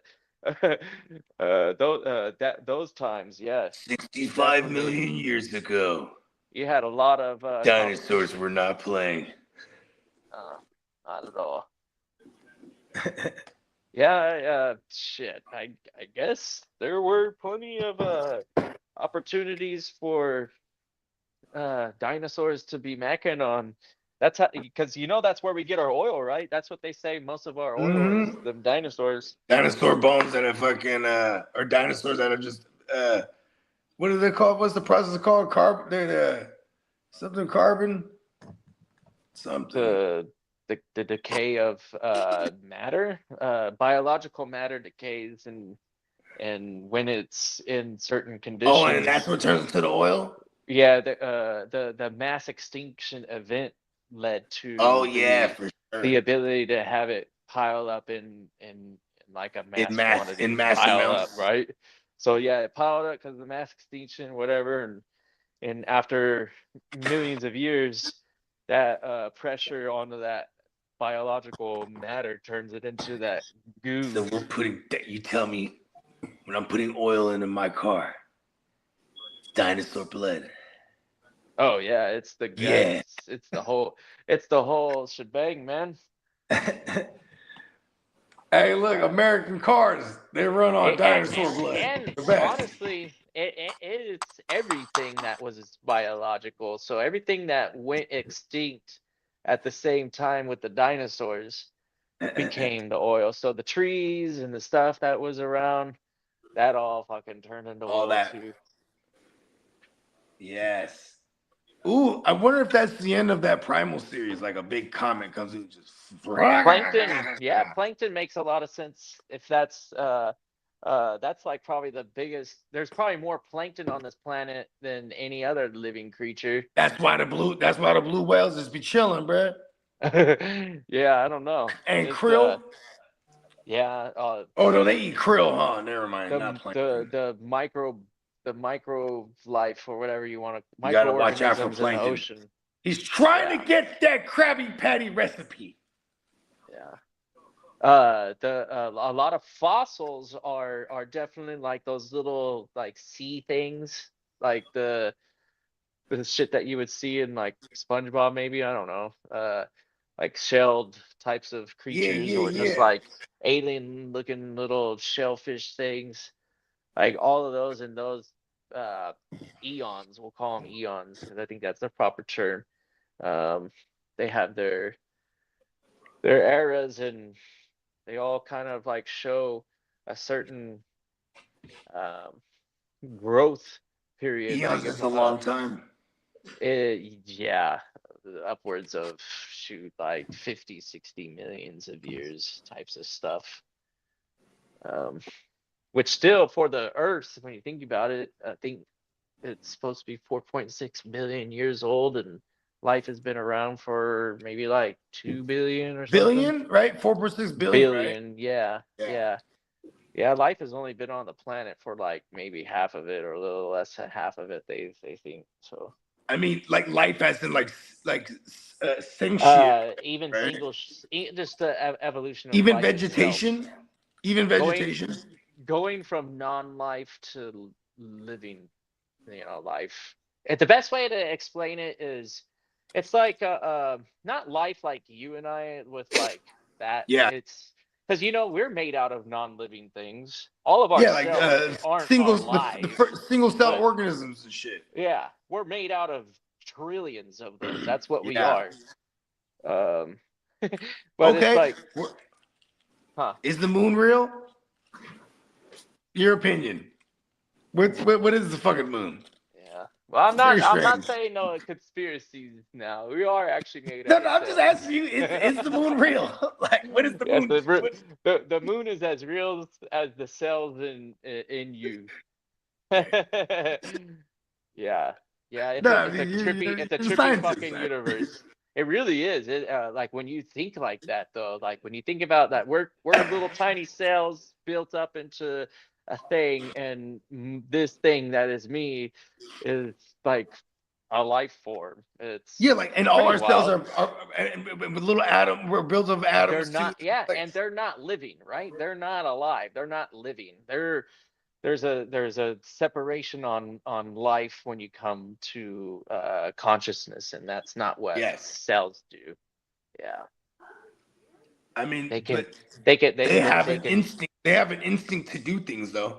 You know what I mean? they have a job, yeah, and Yeah. that's with all life, and you see it. It's a survival Mother thing. Nature. Yeah, yeah. I mean, that's why we need to figure out this quantum shit, because then we'll be able to break us down to a quantum level and travel eons across the fucking galaxy and come back. Energy states, yeah. One of the things that I started hearing about was CO2 What? might be able to replace water for steam, and if we're able to do that, then it becomes 50% more efficient and like 4 times more powerful. Uh, so yeah, that type of Whoa. progression and energy, because that's going to be utilized in applications like nuclear power, for example, and then those nuclear power plants will even be more capable of providing energy for large amounts of uh, It's fucking insane. assets and cities or whatever, and it'll be cheap. CO2 is what we fucking exhale. Yeah, this shit is everywhere. So, yeah, that'd be a cool advancement. We wouldn't I have know, to right? Like, check, do that's because like water has to be turning water to purified before wine, you like get to. Jesus did. But yeah, before you get to generate power with the water, you have to uh, do some um, cleaning and filtering They're like, with the how are you CO2. how are you That gonna shit is. stop me, world? Everyone's You gonna just stop extract it out of the breathing. air and fucking all of a sudden, that there's plenty going out, there's Yeah, lots and of life all the bad given. CO2 that we're trying to get rid of, you can just turn that into Exactly. energy now. All of a Now sudden, you're getting it. Now you're getting it. Yep. It's a big thing, but it's still hey, look, it's a Chinese hey, look, development. that guy, We're gonna have to should rely on the win. Chinese to move us forward with this one, and The then, guy well, who invents the that United shit. States will definitely improve on the first iterations. Listen, whoever first invents that shit, right, goes to get the patent, and then you never hear from him again. Yeah, And then yeah. it comes out later on. The good ideas get squashed, and not just figuratively. Oh, Yeah, they that disappear. John F. Kennedy's got a pretty good idea. God, no, can't be doing Real that. talk. And that's when you just pissed the mob off too. That was the mob. That's how much influence the mafia allegedly. Yeah. You know what I mean? Allegedly. That shit's crazy. Cause he went out there and started talking about A, B, and C. He had a whole. It's on YouTube. You go see the shit. He had the speech. The American people they need to know about secret societies, and they need to know about organized crime and La Costa Nostra. He straight said it like that, and the mob's like, nope. Yeah. It's common knowledge. We know that the real power isn't public. So if the public figure starts acting up, the real power is definitely going to find a way to step in and Yeah, they're gonna be hold straighten on, it out. front man. Right. Real power wants the way things are is the way that the real power wants them to be. Preordained. Money talks. I guess we created a system that allows the ultra wealthy to have major influence because I don't know, money talks, right? I know. I need more of it. I need Yeah. like a lot of it, and then That's I right. need so much that I can just like I just want to. I'd be so fun if I'm wealthy because I just take care of everyone around. Like, hey, what y'all want to do? You know what? Let's go. Boom, can hop in the jet. You know what I mean? Yeah. You know what I mean? Donate hella money everywhere we go to. Oh, it's just a charitable guy. You know what I mean? Like, oh, I gotta go to this charity event, guys. Oh, I'm a billionaire. Let me go handle this real quick.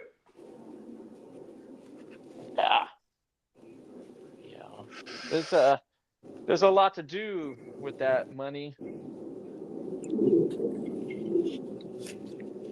All right. Give me some money. Give me some money, world.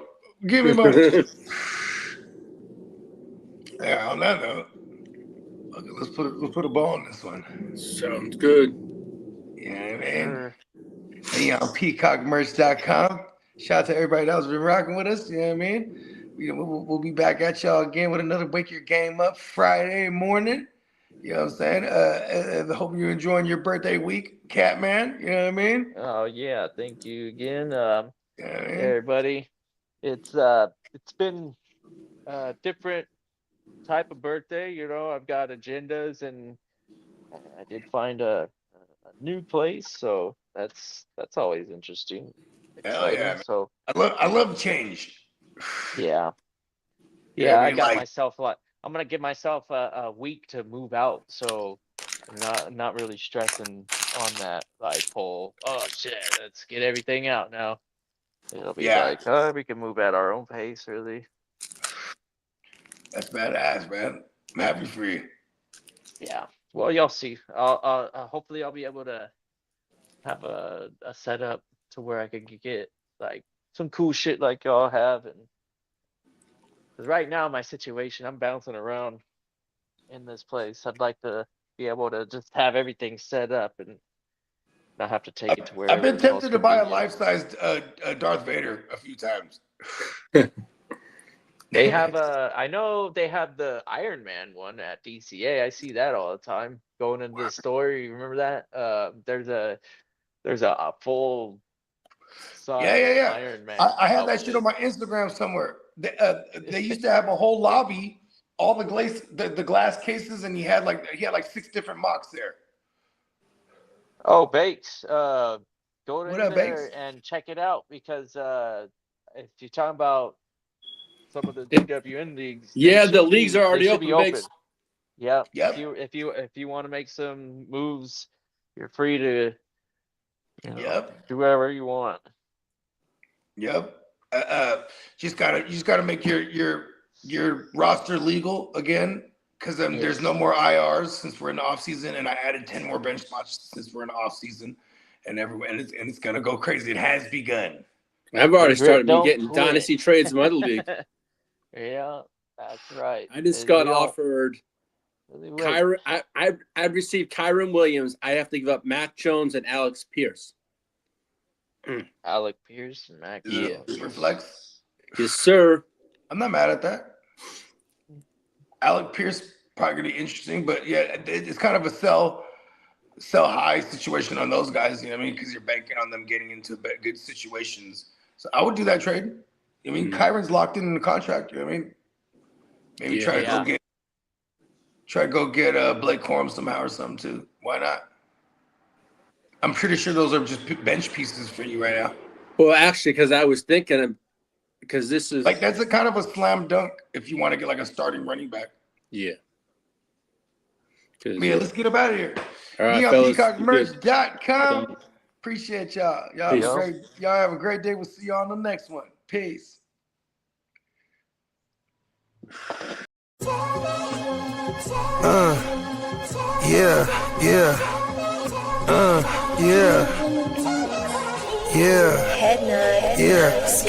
I run a tight ship, loose lips sink ships, run shit, dripping like a runny faucet, let that sink in. Table full of bosses at the meeting, double crosses, and we gon' have to toss you off the deep end, baller blockers. They tryna block my shine, solar eclipse. I'm a mobster and a doctor. I prescribe your daily fix. From the tech mecca, we lit, we see chips. Bench presser pumping this weight, the bees flip. Don't let the tech stretch. You're talking that shit, get green lit. Silly suckers tried to ride my wave, got seasick. How I'm living, counting this chicken, we out eating. AM to the PM every day, carpe diem. Yeah, I'll tell you about that money off top, Bogart, gotta feed somebody. Look, I don't know nothing except make more money. If you ain't got no money, then you ain't nobody. Money is a religion, righteous cause for sinning, riding for the cause, we've been down from the beginning. 100 miles are running, all your mouths are running. If you ain't talking money, then you ain't saying nothing. Yeah, we finna ball like recess. Stash bands in the wall and the heat vents. Vacuum sealed so the smell don't seep in. I represent the underworld, this ain't no secret. Stay 10 toes down, both feet pressed. Duck the alphabet boys, cover up my feet prints. They know my name, I'm heavy in this game. Knee deep in this thing, I ain't just get my feet wet. We way fresher so they got vendetta. So we keep stick with us, leave you with a leaky defense. How I'm living, counting this chicken, we out in. AM to the PM every day, carpe diem. Yeah, I'll tell you about that money off top. Bogart, gotta feed somebody. Look, I don't know nothing except make more money. If you ain't got no money, then you ain't nobody.